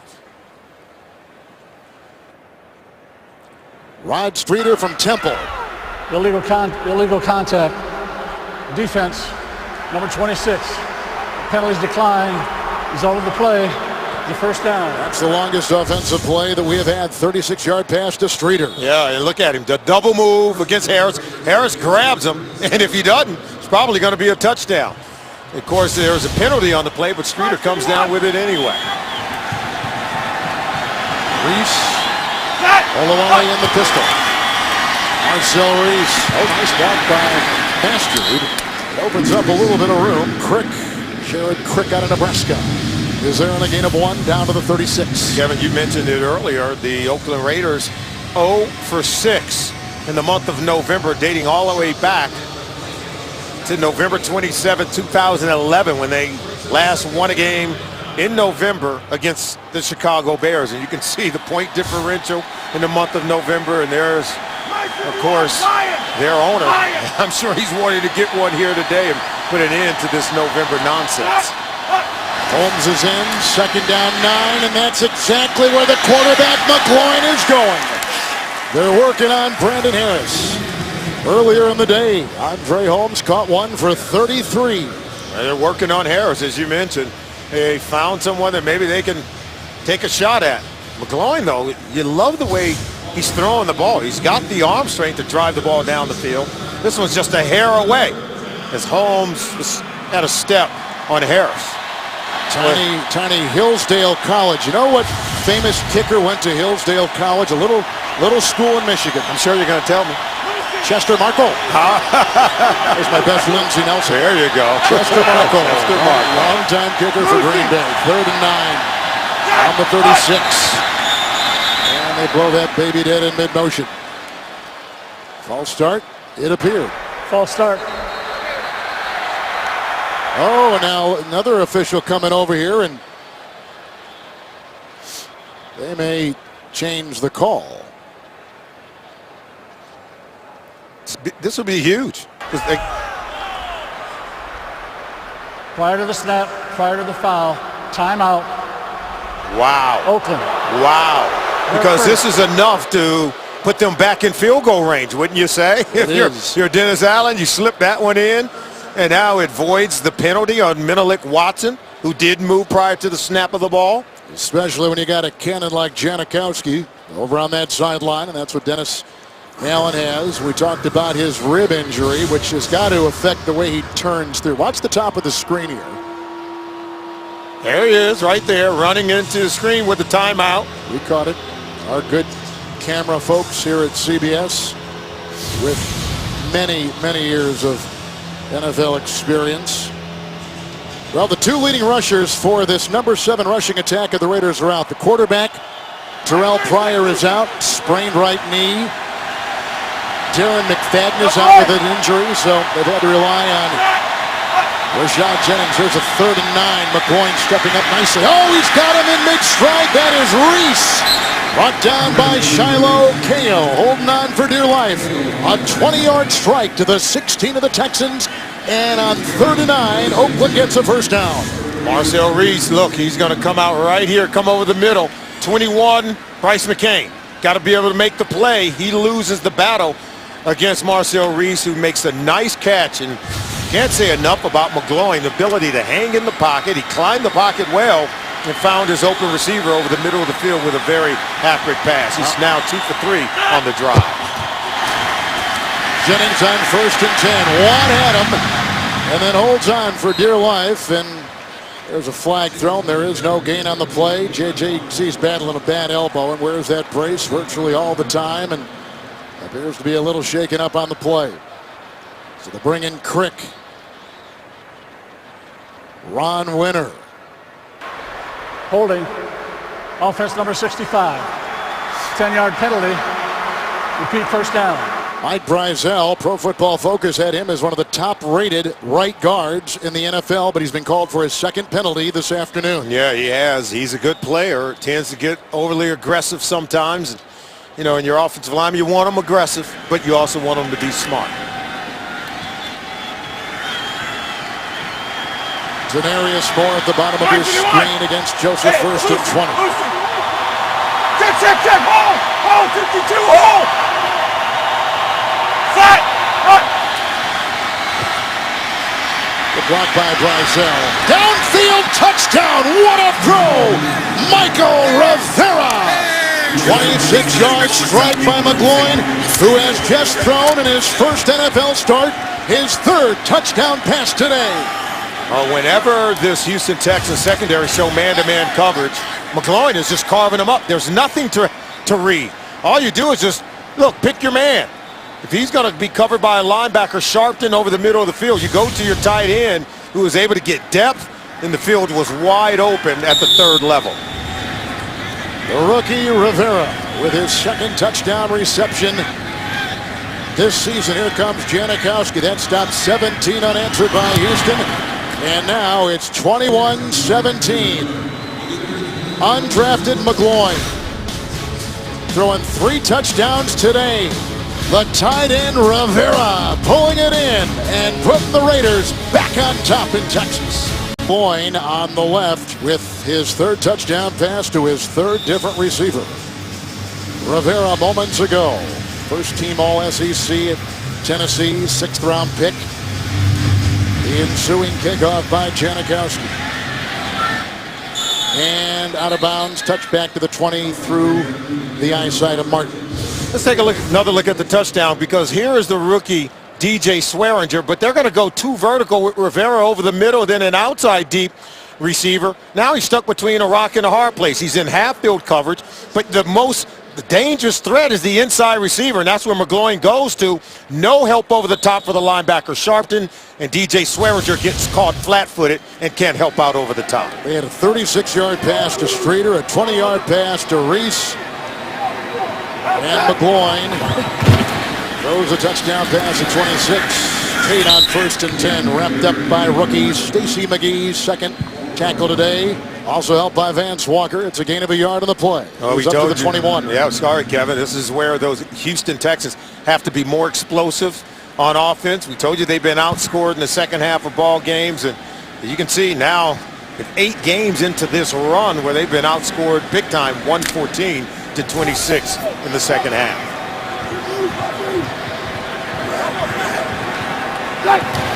It's second down and 9. Up the middle they come with Roach. Outside looking for Jones, who caught a nice pass last week in Arizona.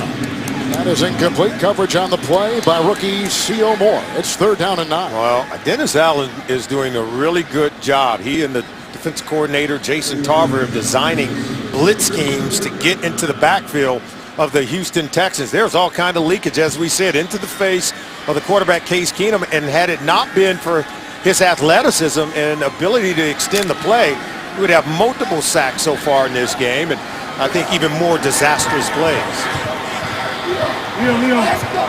Looking into the dime, 6 defensive backs, 3rd down and 9 for Case Keenum.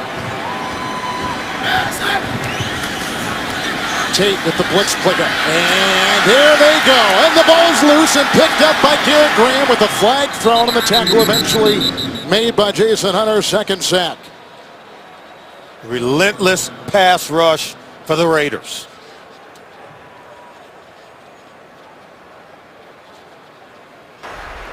Holding. Offense number 88. Penalties decline. Makes it 4th down.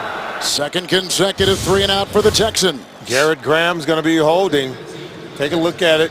Look at all the pressure. Just take a look at this. And there he is right there. That's where they're going to call the holding. They still were able to get the sack on the quarterback. As you can see, the ball did come out.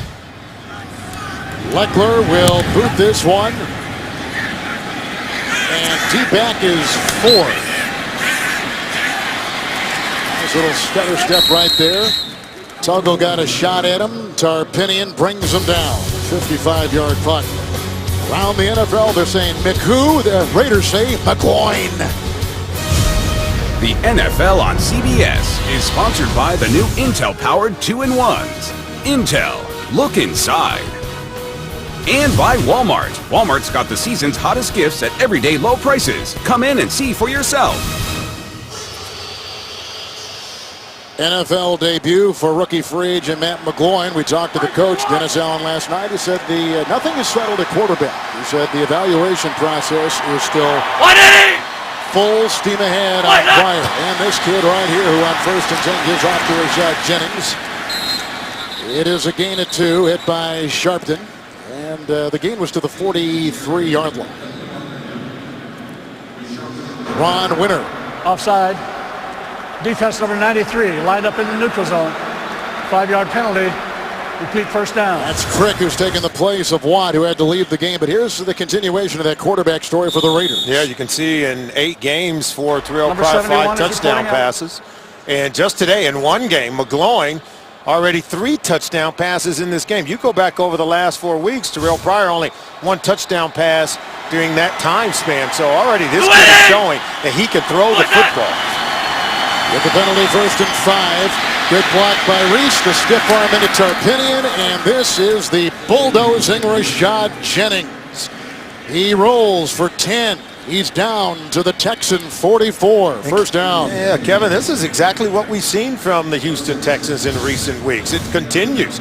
A very lethargic on offense, unproductive, and then defensively, teams are able to come out and be able to now run the ball, throw the ball at will, where they were able to get stops defensively in the first half, and now they seemingly can't get off the field even against a rookie quarterback like Matt McGloin. First down and 10. Jennings. Looked like he was hit initially by Earl Mitchell in there, and a gain to the 43. We'll call it a gain of a yard on the play. Thursday on CBS. Sherlock Holmes is on the case. See why critics say Elementary is so good, it's great. Thursday at 10, 9 Central, only CBS. Right now, we talk about this team needing to make plays, needing some kind of signature moment. You see the Raiders beginning to run the football against this defense more effectively. Pashos back at the right tackle. Watson a tackle eligible. Second long 9 from the pistol. Reese had the block, was trying to release, and Swearinger blew it up, and Tarpinian sealed it down. It's a loss of 3 back to the 47. Very interesting play. It was a play action. They pulled the guard, Brizell. He was upfield just by a hair. And watch him come around here. Look, go right there. Look, they pull the guard, and it's still play action. That's really selling the play fake when you're really throwing the football. Pulling the guards effectively, that will really throw off your coverage on the back end. 3rd and 13. See what the Texans give Matt McGloin. They give him man coverage, which is something I think he's reading very easily so far in the game. Raiders need the 34.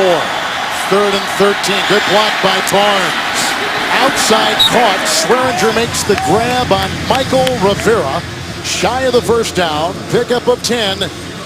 But they get in field goal range, and this brings in Janikowski. So the play of 10 yards to Jennings and 10 yards through the air by McGloin to Michael Rivera. Well, sometimes I think if you're the Texans, we saw him in this situation last week, give up the big touchdown pass to Carson Palmer by going man coverage. Even in zone coverage, you keep everything in front. You make the tackle. It's okay to give up the field goal. You don't want to give them a big play for a touchdown in pass defense. 54-yard try by Janikowski.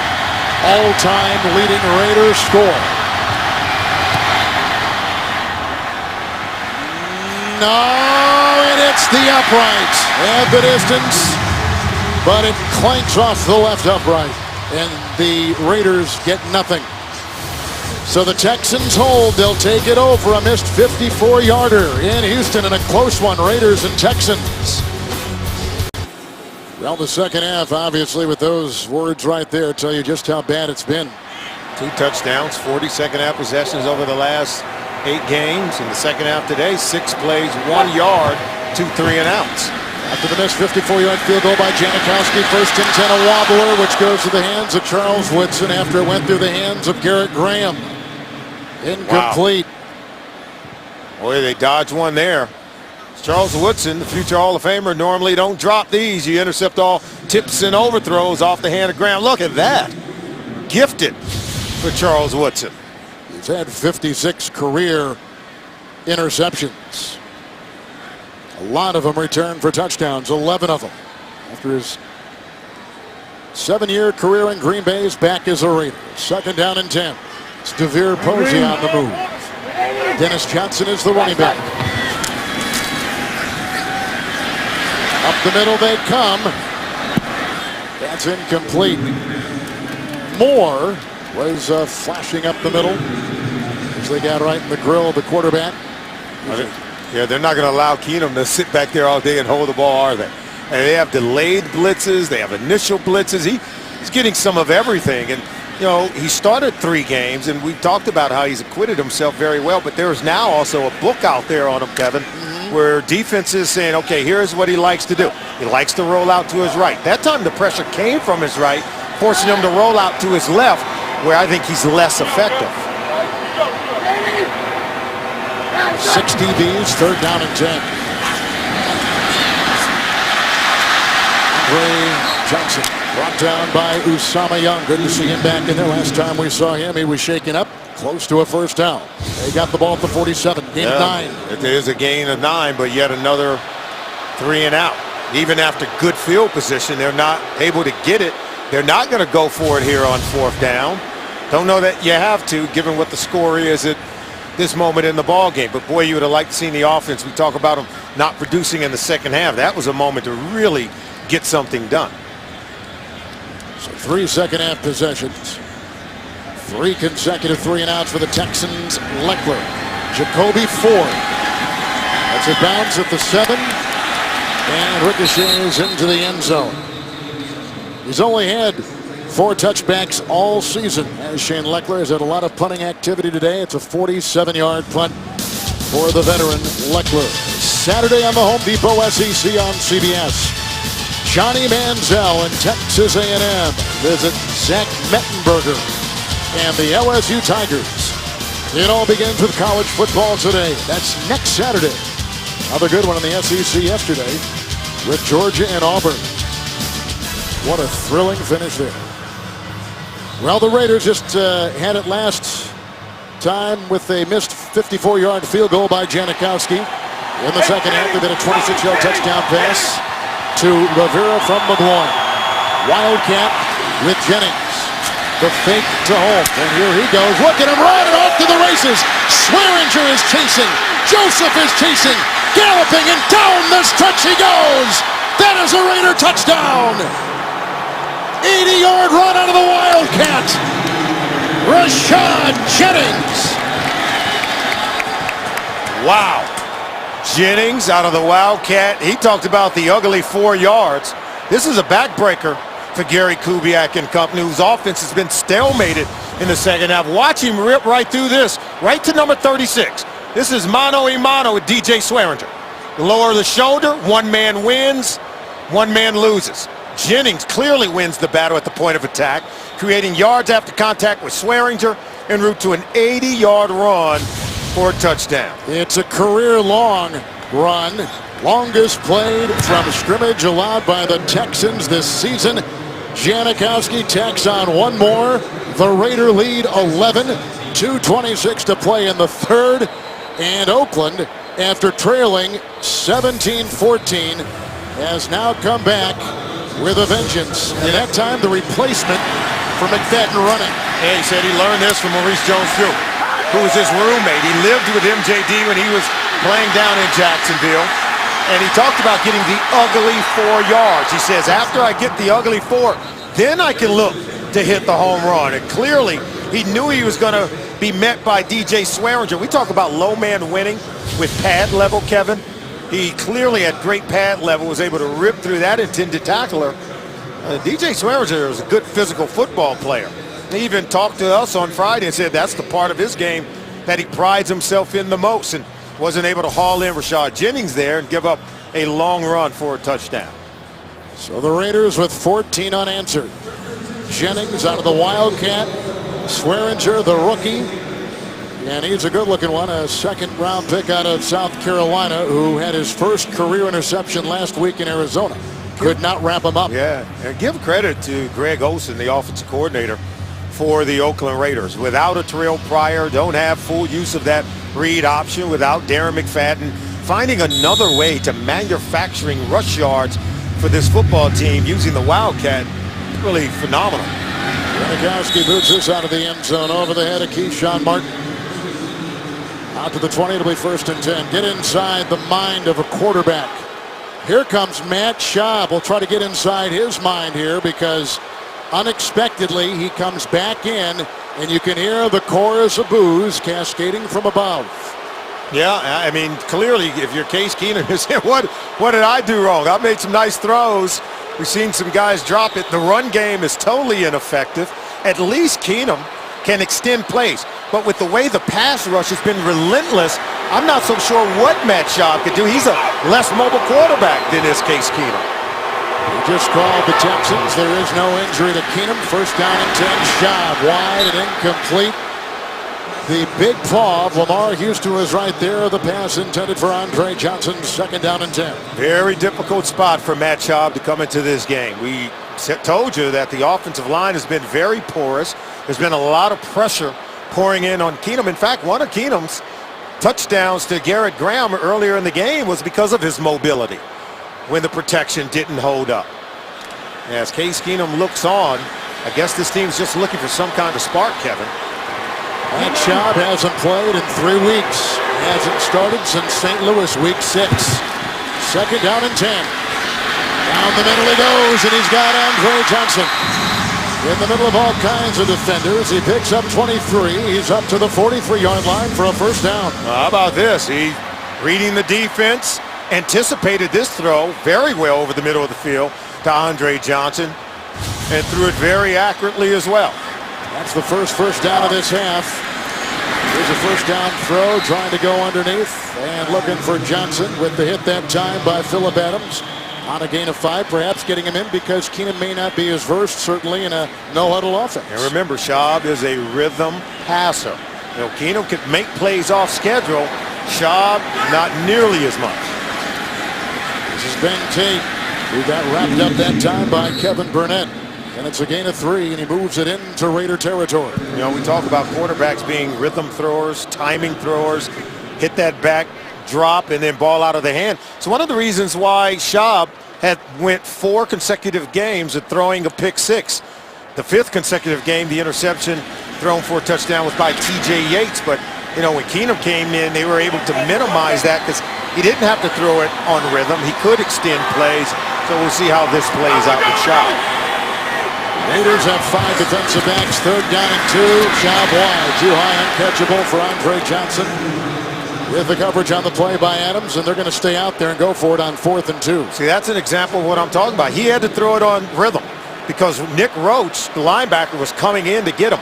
Schaub can't save himself. He's not nearly as mobile, can't extend the plays, clearly has to get rid of the ball where it could be intercepted, or you just have to dump it and give up on the play.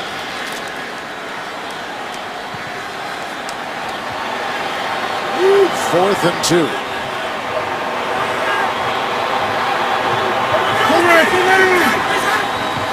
Whoops. Wow. That doesn't show any poise for a veteran offensive line, Kevin. That's just simply uncalled for. This is a veteran offensive line. False start. Offense number 79. 5-yard penalty. Remains 4th down. That's Brandon Brooks. They get Brandon Brooks. They could have called several guys.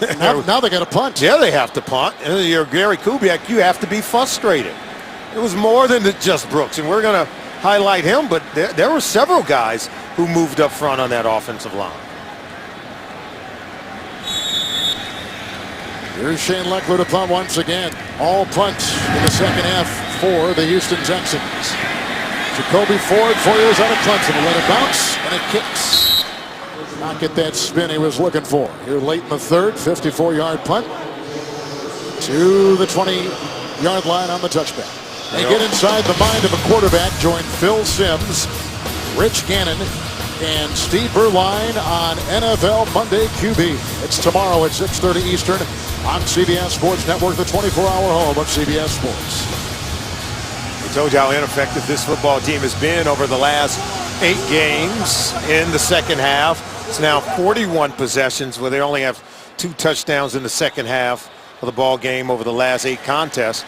But maybe that's the reason why they go to Schaub, because the lion's share of those possessions have come under Case Keenum in the second half of ball games. Reese in the pistol with McGloin. Marcel Reese, ran into Nix, who couldn't shake his oncoming tackler. Grab made by Crick. Gain of a yard by Marcel Reese to the 21. You know, we talked to many of these Houston Texans about this, what had been a 7-game slide coming into today, and the lack of productivity in the second half. And this is kind of some of the stuff that I think Ed Reed was alluding to, the lack of productivity. And he mentioned, you know, being outplayed and outcoached. But many of these players and the coaches, they found it very difficult to put their finger on what really ails this team at critical moments. Nationally, the conversation deals with adjustments being made or not made at halftime. Yeah, and you talk to the coaches, they'll tell you it's about execution, effort, and energy. I mean, is there anything you could draw up to give DJ Swearinger a better opportunity to make a tackle on Rashad Jennings? That's not necessarily being out-coached or out-schemed in any way, shape, or form. Well, the last 3 losses for the Texans, and they have lost 7 consecutive games by a total of 7 points. And that is something that wears even harder on you. And I know it was a wildcat play. It's an unusual run play, but it still comes down to simple execution of blocking, tackling, and the fundamentals of football. Andre Gerard, a 5-time Pro Bowler who's seen some action today, takes the place of Bryzell. Second down, 9.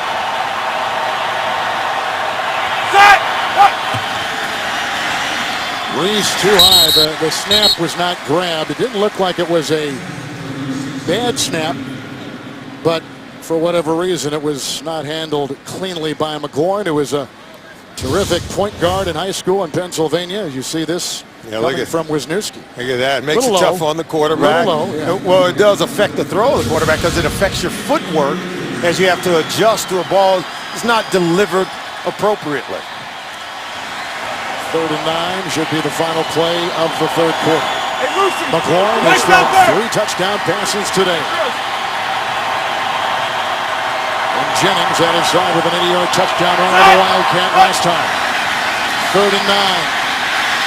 McGloin buying time, and he'll be connecting with receiver Denarius Moore. The coverage by Joseph, but shy of the first down. Picks up 6. And that concludes the 3rd quarter. Raiders on top. You're watching the NFL on CBS. In the second half, 14 unanswered by the Oakland Raiders, who trailed at halftime 17-14 to the Texans. 16th total punt of the game. 8 each way. Marquette King.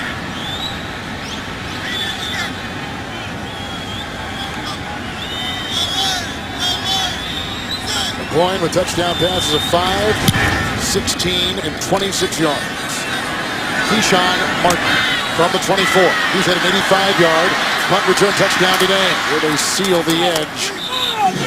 And he is eventually brought down on the play by Brandon Ross. 8-yard return, 48-yard punt. Schaub back out there. And Kevin, if we were to revisit some of the things we talked about in our first on the field segment before kickoff, we said, you know, the reason why this team has underachieved, one, they give games away. We talked about the turnovers. Well, they've given up 2 today. It's led to 14 points already for the Oakland Raiders. Second half collapses. They've been outscored 14-0 in the second half of today's ball game.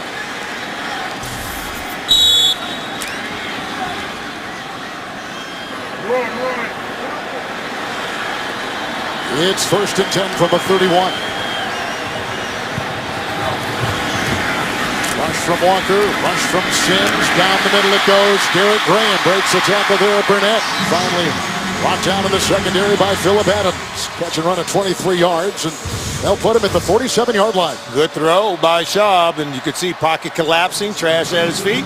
Still delivers an accurate throw over to Graham over the middle of the field. Schaub has the offense on the move. First and 10 for the 47. That's low, and it was intended for DeAndre Hopkins. I don't even know if we've mentioned his name today. We haven't. First time they've thrown to him. Well, he was such a big factor last week with 6 catches in Arizona. And he was open there. That pass should have been complete by Schaub. He just, I think, kind of over-anticipated. You know, was overly anxious. Just didn't deliver a really good throw to Hopkins. Raiders stick with Walker and Sims on the line. Lamar Houston on one side, Brown on the other. 5 defensive backs, second down and 10. Run. Shot. Keyshawn Martin dancing to Jenkins. Belted by Charles Woodson. He's got a first down. The catch and run takes him to the 23-yard pickup. Well, we told you, these wide receivers, they're very diversified. DeVere Posey, Hopkins, and now, of course, Martin making some plays. Schaub hanging in there in the pocket, throws this one accurately to the open Martin, who's getting soft coverage from Jenkins. They're still on first and 10. Tate. Barzell trying to throw a block. And look at Burnett in there blowing it up on the defense for the Raiders. It's a gain of 3 just inside the 20. And this is where I think they have to be able to improve, have balance, and be able to run the football. Of course, the Raiders, their defense, surprisingly, they've only given up 1 run of 20 yards or more, tied for fewest in the NFL. Dennis Allen's group has, I think, quietly improved on defense more than what anyone had expected in the 2013 season. Newton at the right tackle as they continue to go back and forth with Ian Harris. As a second, Nate may have been deflected in a short one to Tate in the middle with the coverage on the play by Porter. Yeah, it looked like the ball had been deflected. It was trying to clear the line of scrimmage. Look at Schaub. He's going to check it down to Tate as the linebacker Nick Roach clears out. And there you see Sims get an arm on the football. Tate not able to haul it in. Sims 4 seasons with Cincinnati.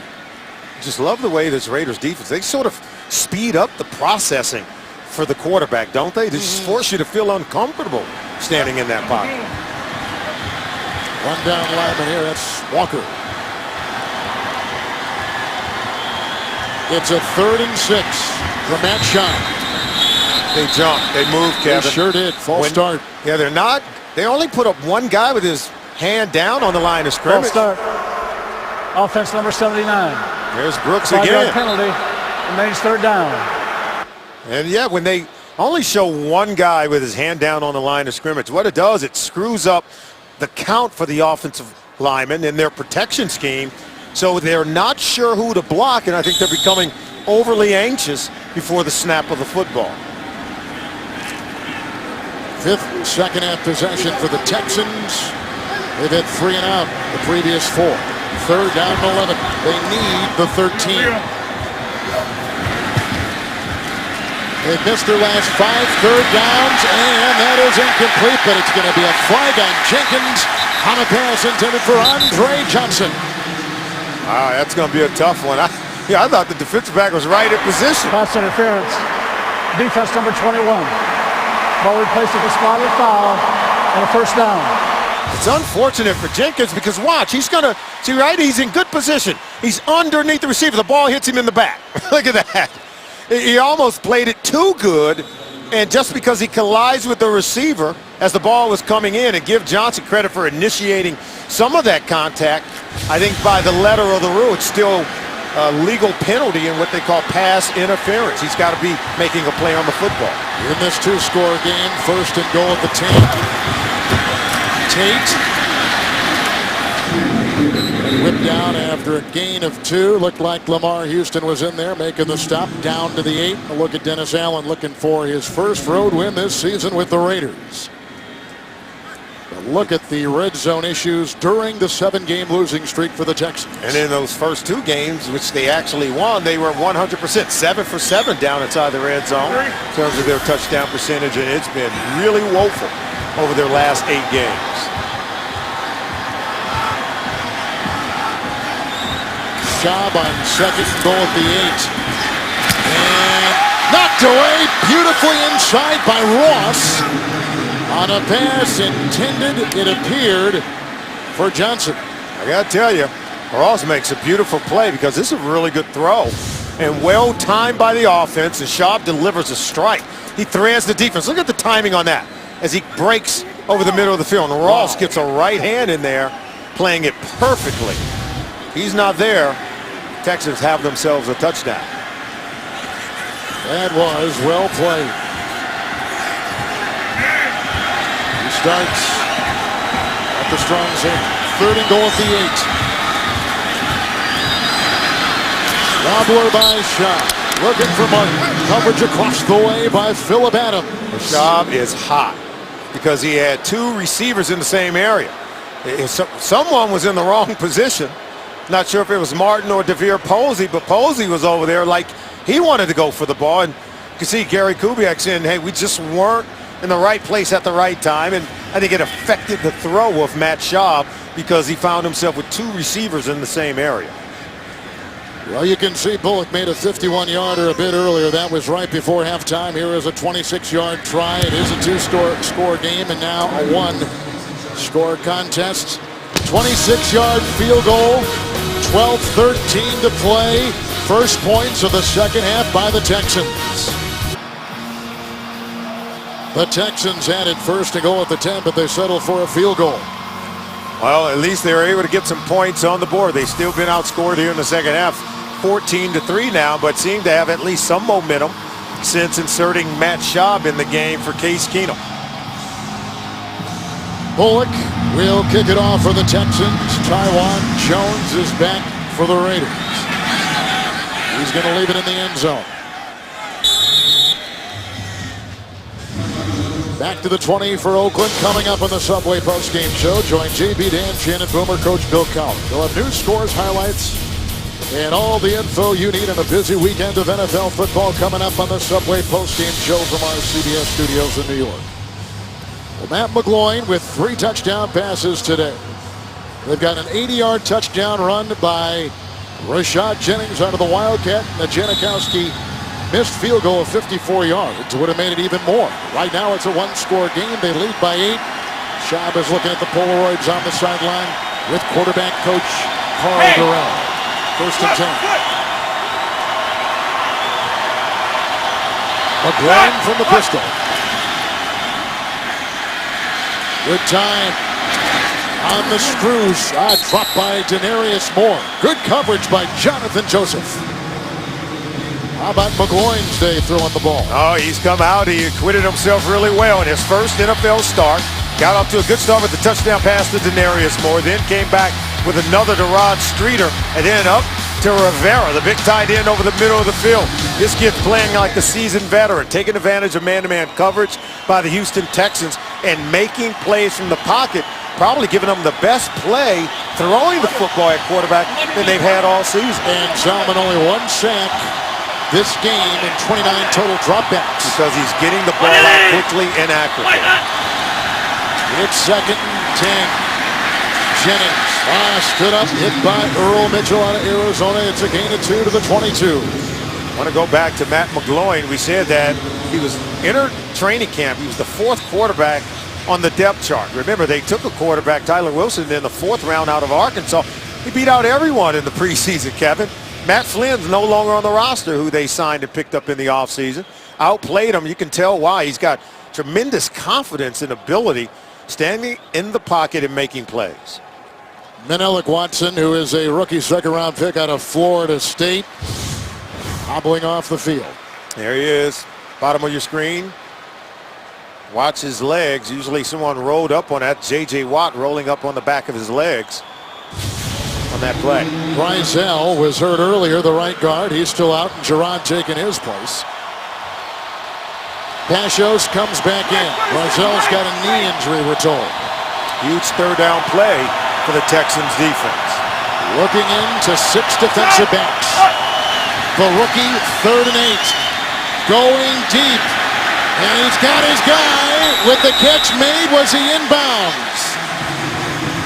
Holmes had it, but it was on the chalk, and the coverage by Brandon Harris. Oh, Harris is beat on this play. Look, watch this. Ball just drifts out of bounds. See, he double catches it. That's why. So they're saying he double caught the ball. And you can see Harris is holding on for life. Real great attempt by Holmes, who juggled the ball. It bobbled and moved around as he made contact with the ground. I think really good call by the officials who are right on top of that play. Holmes had a couple big catches today, including one for 33 yards earlier in the game. Marquette King is they're gonna challenge that it was a catch. I think it's close enough that if I'm the coach, I might want to take a look at it. But I thought I saw the ball move around, Kevin, as he was going to the ground. That ball was still being jostled as he was still trying to haul it in. Now, they only have 2 timeouts. If they lose this, they lose a timeout. Oakland has challenged the ruling on the field of an incomplete pass. This is what they're going to take a look at. Holmes, 1 foot. It's that elbow. I got to see if that elbow is on the chalk tile. The NFL on CBS is sponsored by Geico. 15 minutes could save you 15% or more on car insurance. Chase freedom. Get your cash back. And by Verizon. Never be without football with NFL Mobile from Verizon. Under review is Dennis Allen is challenged. Play intended for wide receiver Andre Holmes. Now remember, you have to catch and control it. He gets 1 foot down. Okay, an elbow equals 2 feet. But then does the ball move at the contact? And I think it does. And I think that's where they're going to get him. I think that's where it's an incomplete pass. No catch and control after he made contact with the ground.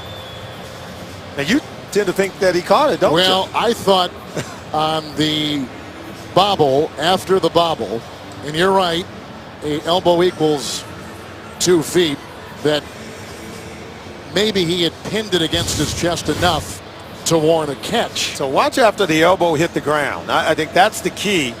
The ball moves. See, he's secured now, but see how it moves right there? And that's why they'll call it an incomplete pass, because it's the rule says you have to catch and control it after making contact with the ground. And that second bobble after the elbow hit means he lost control momentarily, and that's why they're going to rule it incomplete. And it was ruled out of bounds. It was ruled out of bounds. Yeah. Not that it wasn't caught, but that it out was of bounds, but still the result is incompletion, correct? True. I don't know that you have enough evidence to overturn it. Said he had the ball you secure. Could be right. After review, the ruling on the field stands is an incomplete pass. Oakland is charged with their second team timeout. Dennis Allen didn't like it. He's going to lose a timeout, Kevin. He wants Ron Winter come over and have some conversation. Of course, the coaches can see it up on the big screen here in the stadium during our timeout. He's looking at it. It's multiple looks and different angles as well. The emotion plays a part in it, does it not? You know, coaches get emotional. They see one thing, and of course, the official saw another. Second consecutive 3-and-out with a King punt. Ooh, this is going to be a very nice roll for the Texans. 39-yard punt when they needed a good one, in which they've gotten most of the day from King. But not on that one. And he knows it. He has 24 punts of 50 yards or more, second most in the NFL coming into today. Matt Schaub, you can see, second half offense under each quarterback, 3 drives for Keenum, netting 10 yards. And then on the 2 drives when Schaub has been in, they've had 87 yards. They've had the punt once. Of course, they've been able to get a field goal. Raiders open up here in the nickel formation. Crawford is playing one of the defensive ends. 1st and 10. Schaub underneath. Keyshawn Martin finally tackled by Tracy Porter. It's a gain of 9 up to the 48. I think Schaub has some semblance of rhythm within the offense, obviously making throws. I think the key is going to be if the protection can hold up, Kevin, he can make some plays against this Raiders defense. 2nd down and 1. Andre Johnson cornered and tackled by Jenkins. First down to the 44. Picks up 9 on the play. Defense now appears to be laying back. They're not bringing any blitz pressure. They're playing zone on the back end and soft zone as well, giving up the underneath completions and not bringing any pressure on Schaub. And here they come. It's a 1st and 10. Schaub for DeVere Posey, who is jousting downfield with Phillip Adams. Incomplete inside the 10. As we take you to New York and James. Cincy trying to pad its lead in the north. Yeah, Andy Dalton's 3rd touchdown pass of the day to Alex Smith from 2 yards out. They lead 38-20. Remember, Cincinnati has not lost at home this year. 11:42 left in regulation. Kevin and Solly. Browns coming off a bye. Yeah, you think the Browns be well prepared. They jumped out, what, 13-0 lead in that ball game? The Bengals mounting a comeback, almost saving not just their season, but at least their #1 hold inside of the AFC North division. Former Pro Bowler Mike Jenkins. And getting some regularity to his walk. So he'll take it to the sideline. In the secondary, manned by Charles Woodson, with Adams and Ross, and now the new player coming in is Chimdi Chekwa. Number 35, he'll take the place of Mike Jenkins. Chekwa comes in. 2nd down and 10 for the Houston Texans at the 43-yard line of the Raiders. Gary Kubiak isn't shy about isolating whoever think they can make a play on. He's perched on high up top. He can see the field really well, and understanding that Chekwa has come in. Look, Andre Johnson lining up on that side. Don't be surprised if they don't take a shot there. Sims and Walker.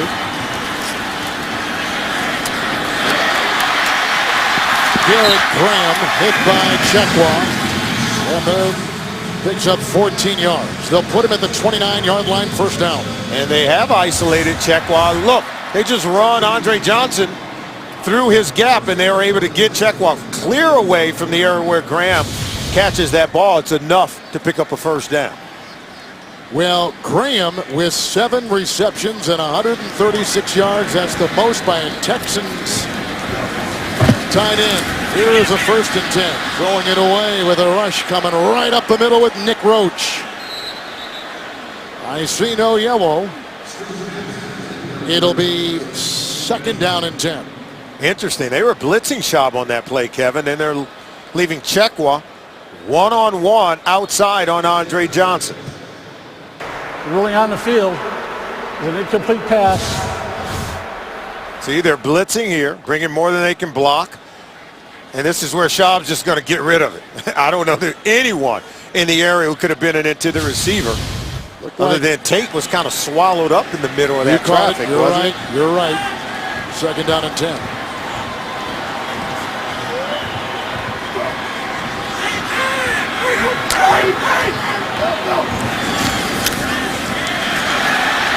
Walk by Myers. Here comes Tate. Slips by Woodson.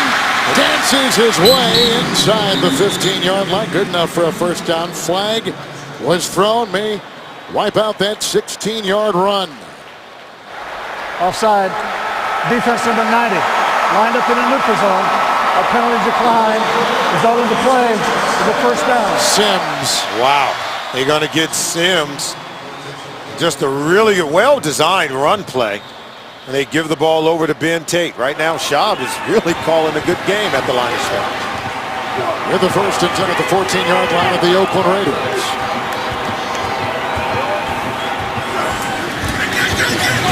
Tate. Down by Sims, wrapped up by the leading tackler Roach, and thrown for a loss of 3 on this drive. They've gone to Martin for 9. Andre Johnson for 9. 14-yard pass moments ago to Graham, and a 16-yard run moments ago by Tate. And right now, this Raiders defense, they are trying to come with a blitz, trying to come get Schaub. Schaub is checking to that quick draw play, trying to crease the defense. See, as they all come swimming up the field against those stunts, and they're crowding the line of scrimmage, just trying to get a quick hitter to Ben Tate, see if he can pop one. 8th play of the drive. On 2nd down and 13. Underneath for Tate, hit by Burnett. Pick up a 4, put him at the 12. As Houston Texans finally get something going on offense. We told you since Schaub is coming into the games, found some kind of rhythm. As you can see what Case Keenum has done earlier. And just in 1 quarter of play, really on his 3rd possession, Schaub already over 100 yards passing in the game.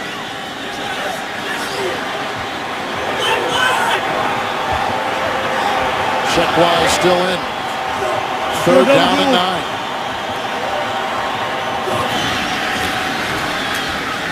On the block at the left tackle. Into the end zone for Andre Johnson and almost picked off by Woodson. It's the 2nd one today. He is almost swiped. Yeah, Schaub had a lot of heat on that one, but he threw it in a very crowded middle of the football field, right in that area. And look at that. Yeah, looked like Woodson had a better chance of coming down with it than Johnson. He cuts off the angle to Andre Johnson. That's how you do it down inside the end zone. You got to get in front of the receiver to make a play on the ball. 2 future Hall of Famers. Here's a 30-yard field goal try, and the Texans now to within 5 with 8:02 to go. That's the 3rd field goal by Bullock. Schaub has come in for Keenum. Keenum started. Schaub has taken his place. And another field goal, the results of the last 2 possessions. 26-yard field goal, 30-yard field goal. And they come to within 5 with a little over 8 to play. Raiders with only 1 timeout. Bullock will belt this 9 yards deep, and here comes Taiwan Jones out to the 21.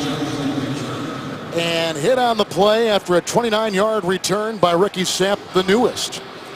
Houston Texans.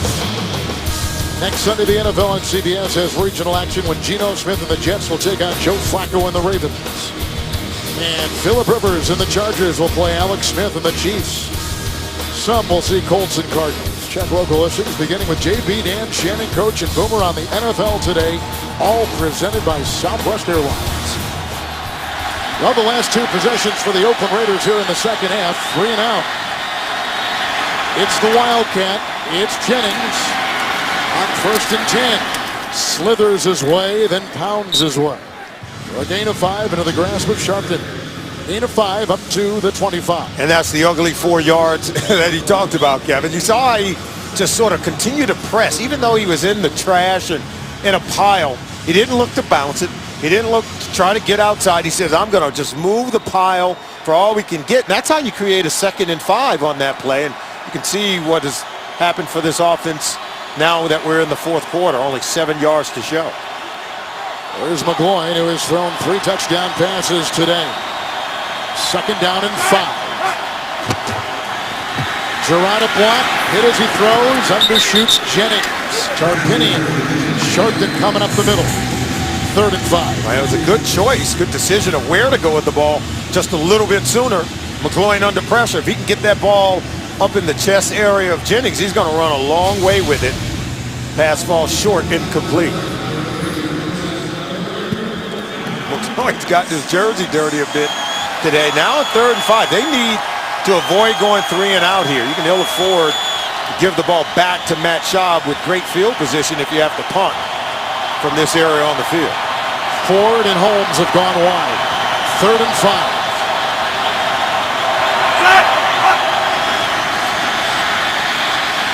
McGloin incomplete.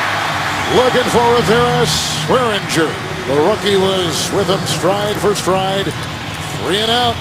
Got to punt again. Tight coverage by Swearinger on Rivera. Almost a little too tight. Many of the Raiders on their bench was calling for a flag, but really good coverage. Now they got to kick it to Martin, who's already returned 185 yards for a touchdown. You know he's looking to make a big play here.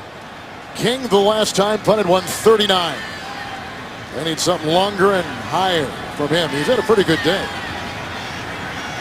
But he has been punting quite a bit. Here he goes. Martin waved his arm at the 30. Good coverage on the play by Jones. Hang time of 4-4. 45-yard punt. Here comes Matt Schaub, his team down by 5. The NFL on CBS is sponsored by the redesigned Honda Odyssey. Honda, start something special. And by Kay Jewelers, the #1 jewelry store in America. Every kiss begins with K.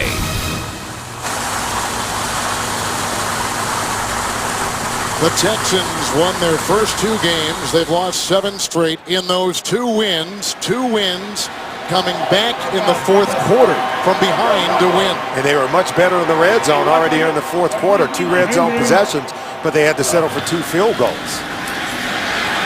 Shot 1st and 10, dropped by Graham. Coverage on the play by Brandon Ross. 2nd down and 10. Schaub is hanging in there. And one might argue that Schaub is playing for his future here with these Houston Texans, getting another shot. See, he had to move. Ball just a little bit overthrown, but Graham had to hit his hands. Got to find a way to come down with it. Graham 7 catches today for 136 yards and a touchdown. Keenum started. He threw a touchdown pass to Graham of 42 yards. 2nd down and 10. Jenkins back in. Boy, the pocket was crumbling. It's him back and uncatchable for Keyshawn Martin. Maybe I shouldn't say uncatchable, but it would have been. He would have to make a contortionist to get it. 3rd and 10 coming up for the Texans. But I think this is where what we talked about. Watch as the pocket crumbles. Schaub knows he can't extend the play. He's just got to hang in there as long as he can and then get rid of it.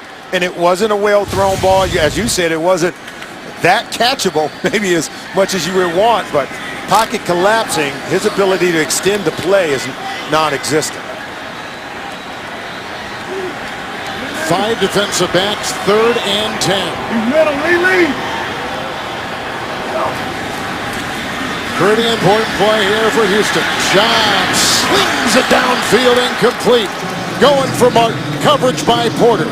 3 and out Houston, missing their last 8 third downs. Here comes the punting unit, and here come the boos. Yeah, and Adams also good coverage as Schaub hung in the pocket.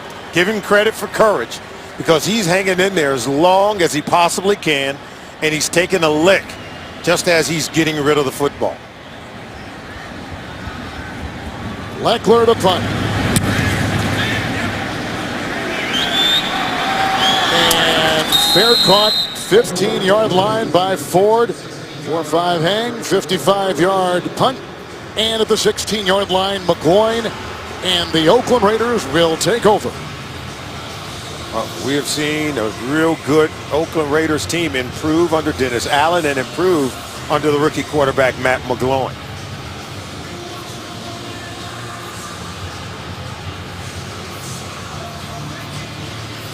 Raiders come in with a record today of 3-6, 0-4 on the road.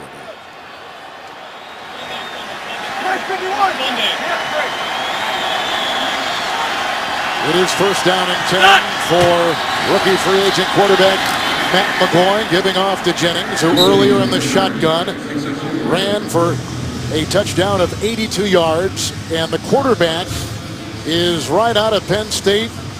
And you can see some of the scoring today with 14 points off of 2 early turnovers. And McGloin had 2 touchdown passes in his first 3 possessions today. And Matt Schaub has had to come in and replace Case Keenum in the second half of the ball game where they were scoreless. And then Matt Schaub has come in to lead them to 2 fourth-quarter field goals and 3 touchdown passes for the rookie quarterback Matt McGloin, who's had a heck of a football game here today. Schaub has been in for 4 series. 2nd down and 6. Jennings wrapped up and taken down by Smith. Close to a 1st down. Boy, he would not be denied. Antonio Smith in there wrapping him up. And the gain to the 25. Close to a 1st. And remember, it was Rashad Jennings who had the 80-yard touchdown run to give him 28 points in this ball game. That came in the 3rd quarter out of the Wildcat offense. So Jennings has had a heck of a day running the football. 149 yards rushing on the day for Jennings against a really good run defense for the Houston Texans. Texans come in having lost 7 consecutive games. Their coach, who collapsed here 2 weeks ago, is up in the press box calling plays. 3rd and 1. Jennings He was grabbed by Sharpton, but he may have wiggled for the first. The spot, and they're going to rule a first down with the Raider lineman down. And we've seen 3 of them down today. Can't say enough about the offseason acquisition of Rashad Jennings. Big, strong, powerful back. You can see even though he was hit in the backfield by Sharpton, still strong enough to lunge forward to create the first down. And Solomon, Jennings is starting because of the injury to Darren McFadden. McGloin is starting as Gerard is the player down. Terrell Pryor is out. So here is McGloin, the rookie free agent from Penn State, recruited by Joe Paterno, survived all the different things happening over the last many months in State College and making it to the NFL. There was a first touchdown pass by McGloin.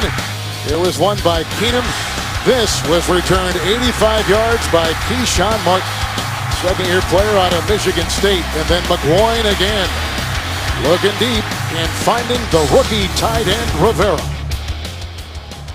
So McGloin in there because Pryor has a bad right knee. Pryor did play and start last week against the Giants. And with Pryor and McFadden convalescing back in Oakland, the Raiders are without their 2 starting, or I should say leading rushers on the football team. And all Jennings has done to come in and put up 150 yards rushing in today's game. The clock will continue to whittle down. It's the first down for the Raiders since the Jennings 80-yard touchdown run 4 possessions ago. Jennings again, Tarpinian. And a big hit by Kale. No gain on the play. And I'm using a timeout right now if I'm the Houston Texans. 3 timeouts to go, 4 minutes to go in the ball game. You like to go in and get yourself a 3 and out, get a stop here. Still have the 2-minute warning where you'll be able to stop the clock. And that's exactly what they're going to do. Gary Kubiak perched on high. You can take a look at the playoff picture. They're still in the hunt. Even though they come into today's game with the 2-7 mark, Oakland at 3-6. Both of them are still in the hunt for that 6th seed in the wild card position. And the Jets losing today. Yeah, that's right. And you know, the Chiefs and the Denver Broncos, one of those 2 teams are going to take one of those spots. And at least they should if they continue to play well. Gary Kubiak putting Matt Schaub back into the ball game. Remember, Schaub had been benched earlier this season. Case Keenum has played for his coach over the last 3 weeks and getting the start again here today.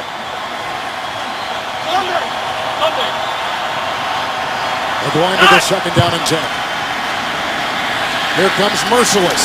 Outside for Reese. Coverage by Tarpinian. It'll be 3rd and 10. Wade Phillips dialed up a doozy. Pressure in the face of the quarterback McGloin. And he can't throw this one in harm's way. And then Tarpinian in really good coverage right there. Tight coverage right there on Marcel Reese. They're able to get off the field, get the ball back. Just under 4 minutes to go. If they get the stop here on 3rd and 10. Gerard is back in as the right guard. McGloin has missed his last 5. Let's go! He's got a 3rd and 10. Here they come, and there he goes! J.J. Watt steamrolling him up the middle. His 2nd sack today. Flag is down. Flag is down at the 22. Holding. Offense number 79. Penalties decline. It's a 4th down. He was holding on J.J. Watt. J.J. Watt, look, at the top of the screen. Look right there. Hold him. Still can't keep him off your quarterback. They called him a man-child when we talked to the Oakland Raiders. You called him a one-man wrecking crew. I think he's a little bit of all that. Just continue to make plays and allow his football team an opportunity to win. Upcoming is the 20th punt of the game. Marquette King.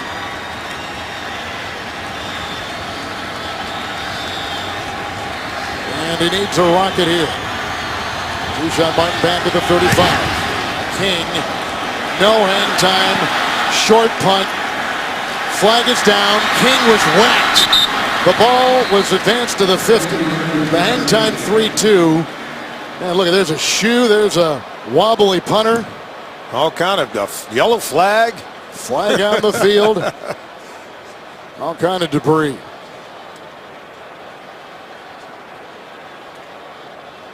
Well, we have had a number of penalties and a number of moments like this where there is one small meeting after another.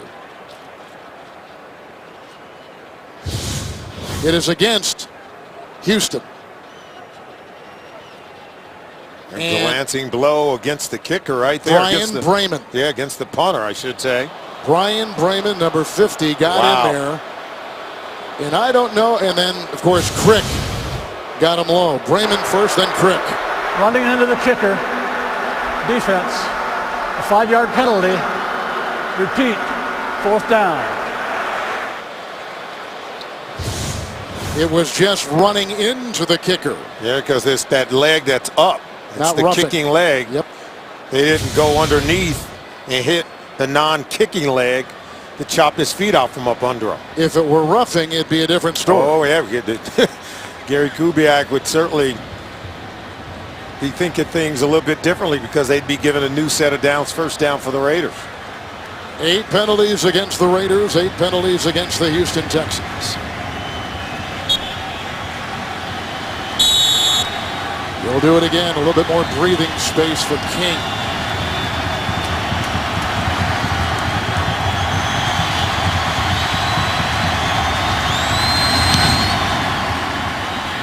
Well, he got the hang time. It's going to be fair caught at the 36 by Keyshawn Martin. That was a 44-yard punt. Here comes Schaub. Here comes the Texan offense. And coming up on the Subway postgame show, join JB, Dan, Shannon Boomer, and Coach Bill Cowher for news, scores, and NFL highlights, all coming up next on the Subway postgame show from our CBS studios in New York. We're going to bring Harris in as the right tackle. 68, those are the 4 drives engineered by Matt Schaub, who takes the place of Case Keenum. And now with 3:43, think about it as 4-down territory. Field goal will do them no good. Into the nickel, 1st and 10 shot. DeAndre Hopkins brought down by Jenkins. And he's got the gain up to the 43 and picks up 7 on the play. That's Hopkins' first catch today after getting 6 in Arizona last week. Yeah, and there's been other opportunities where he's gotten open and Schaub wasn't able to get him the ball, throwing the ball inaccurately. It's 2nd down and 3 for Schaub. Oh, what a catch by Andre Johnson. Working on Tracy Porter. Deep penetration down to the 35 and picks up 23. It's just great anticipation. Watch Schaub. He throws this before Johnson comes out of the break. Johnson comes out of the break, gets a head around, and finds the ball. Schaub dropped that one in nicely in tight coverage from Tracy Porter. And how about Andre Johnson doing what Andre Johnson always does? Johnson has 10 receptions, 117 yards. Andre Johnson with his 48th 100-yard receiving game in his soon-to-be Hall of Fame career. 1st and 10. Schaub underneath, open is Tate. They grabbed him around the shoestrings with the tackle by Tracy Porter, at least to slow him up. It's a gain of 8. The ball is placed at the 27 of the Oakland Raiders. 14 game-winning drives in the 4th and overtime in his career. Had 2 earlier this season. He did in San Diego on opening weekend and here against Tennessee week 2. 2nd down and 2.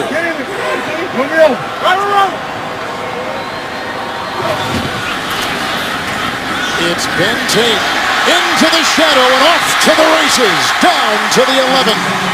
Hit by Jenkins. A burst of 14.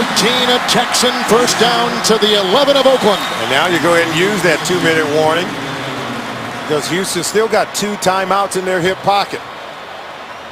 You go ahead and let it count down and allow your team to rest a bit, or do you go ahead and snap it before then? Kubiak, for those of you just joining us, calling the plays. Down to the sideline, then relayed into the quarterback. It's 1st and 10 at the 11. It's Ben Tate with the block from Myers, the center, and then pushed ahead and brought down by Hunter On a gain of 2 to the 9, we've reached the 2-minute warning. The Texans on the move, down by 5 in Houston.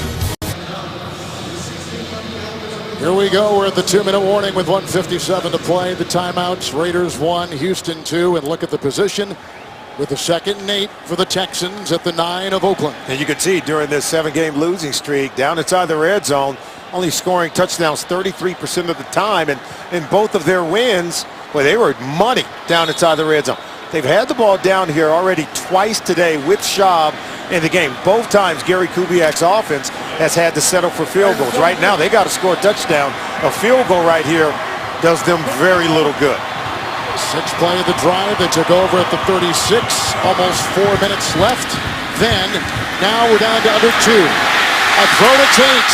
Oh, he almost fumbled, and then it bounced back, and he vacuums it in. He picks up 7.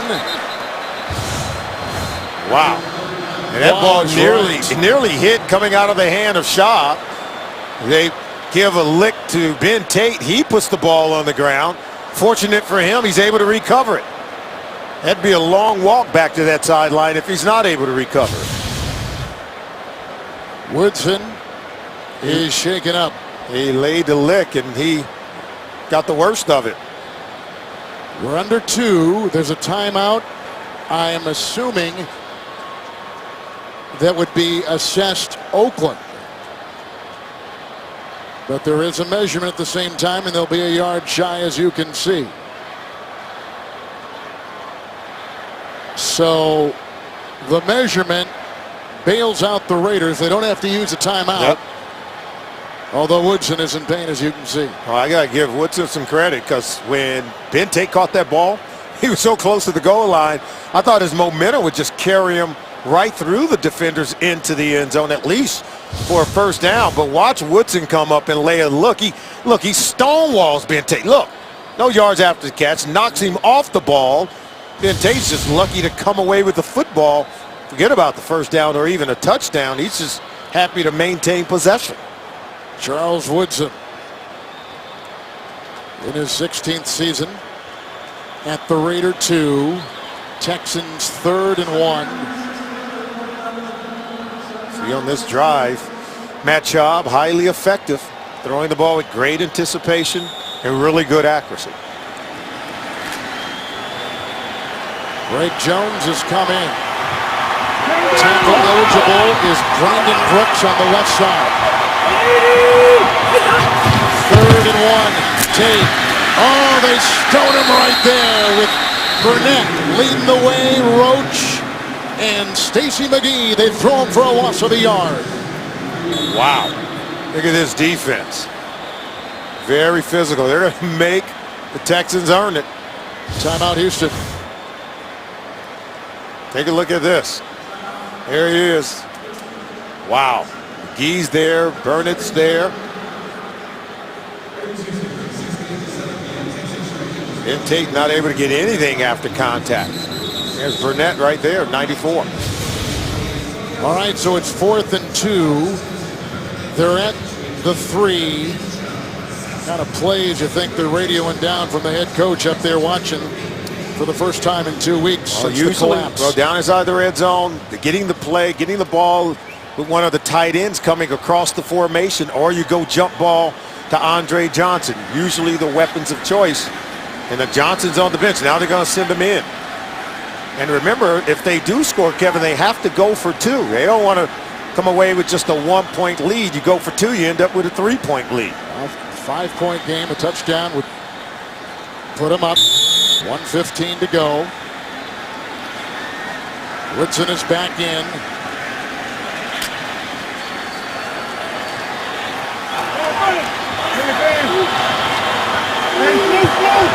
Fourth and 2. So they can't get a first down here. Shot.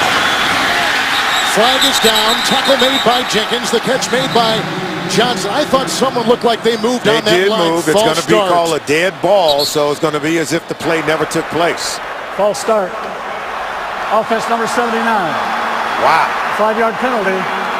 It remains fourth down. So it's 4th and 7, and again, they still can get a first down at the 1. It's going to be Brooks again. He continues to do it. Look at that.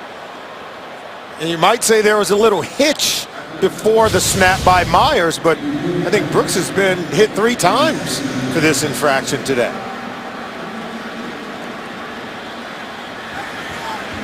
Really struggling as a veteran offensive line, as we told you. Brooks is in his 2nd year out of Miami of Ohio. 4th and 7.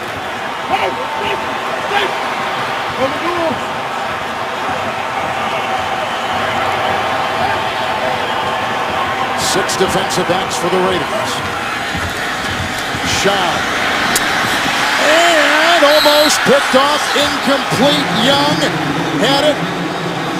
It's now the Raiders' ball. They take over on downs. Their defense holds with 1:10 to go. He's going for Andre Johnson, left side of your screen, back of the end zone. And look at Usama Young. And I think this is where having the same weapon, and if we're saying that from up here, they're going to go to one of the tight ends or Andre Johnson, you've got to roll your coverage toward him. And I think Usama Young, understanding the tendency, their number 1 playmaker inside the red zone is Andre Johnson, clearly waiting for Schaub to throw the football there. Wonderful stand by the Raider defense. 1 timeout apiece. In the formation is McGloin.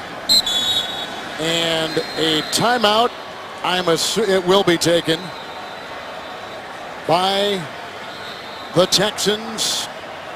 The clock is rolling, but Andre Johnson. Well, he and Schaub had exchange of words on that play. Boy, this is something you don't see. Yeah, Schaub was expecting one thing, and I guess, Johnson's one of those quiet guys. He's not going to say much, but watch this now. See, he's saying something, Andre Johnson. Johnson saying something back. There's the exchange right there. And then Johnson walks away, as you would expect. But clearly, miscommunication with the quarterback expecting one thing and Johnson expecting another. What about Johnson leaving the field with time left on the clock? What, to watch the opposing team take a knee? I mean, a lot of people are going to have comments about that, but given the exchange, and, these players, they hurt. And here's a guy that's put it on the line the last few weeks, try to get his team back in it. They're now going to suffer their 8th consecutive loss. And again, outscored in the second half of ball games.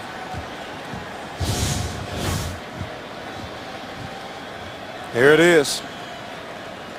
Gary Kubiak, there's his reaction, frustration shown on the face of the head coach of the Houston Texans. So the Raiders will go to 4 and 6, and with that record, they will be 1 game in back of the New York Jets.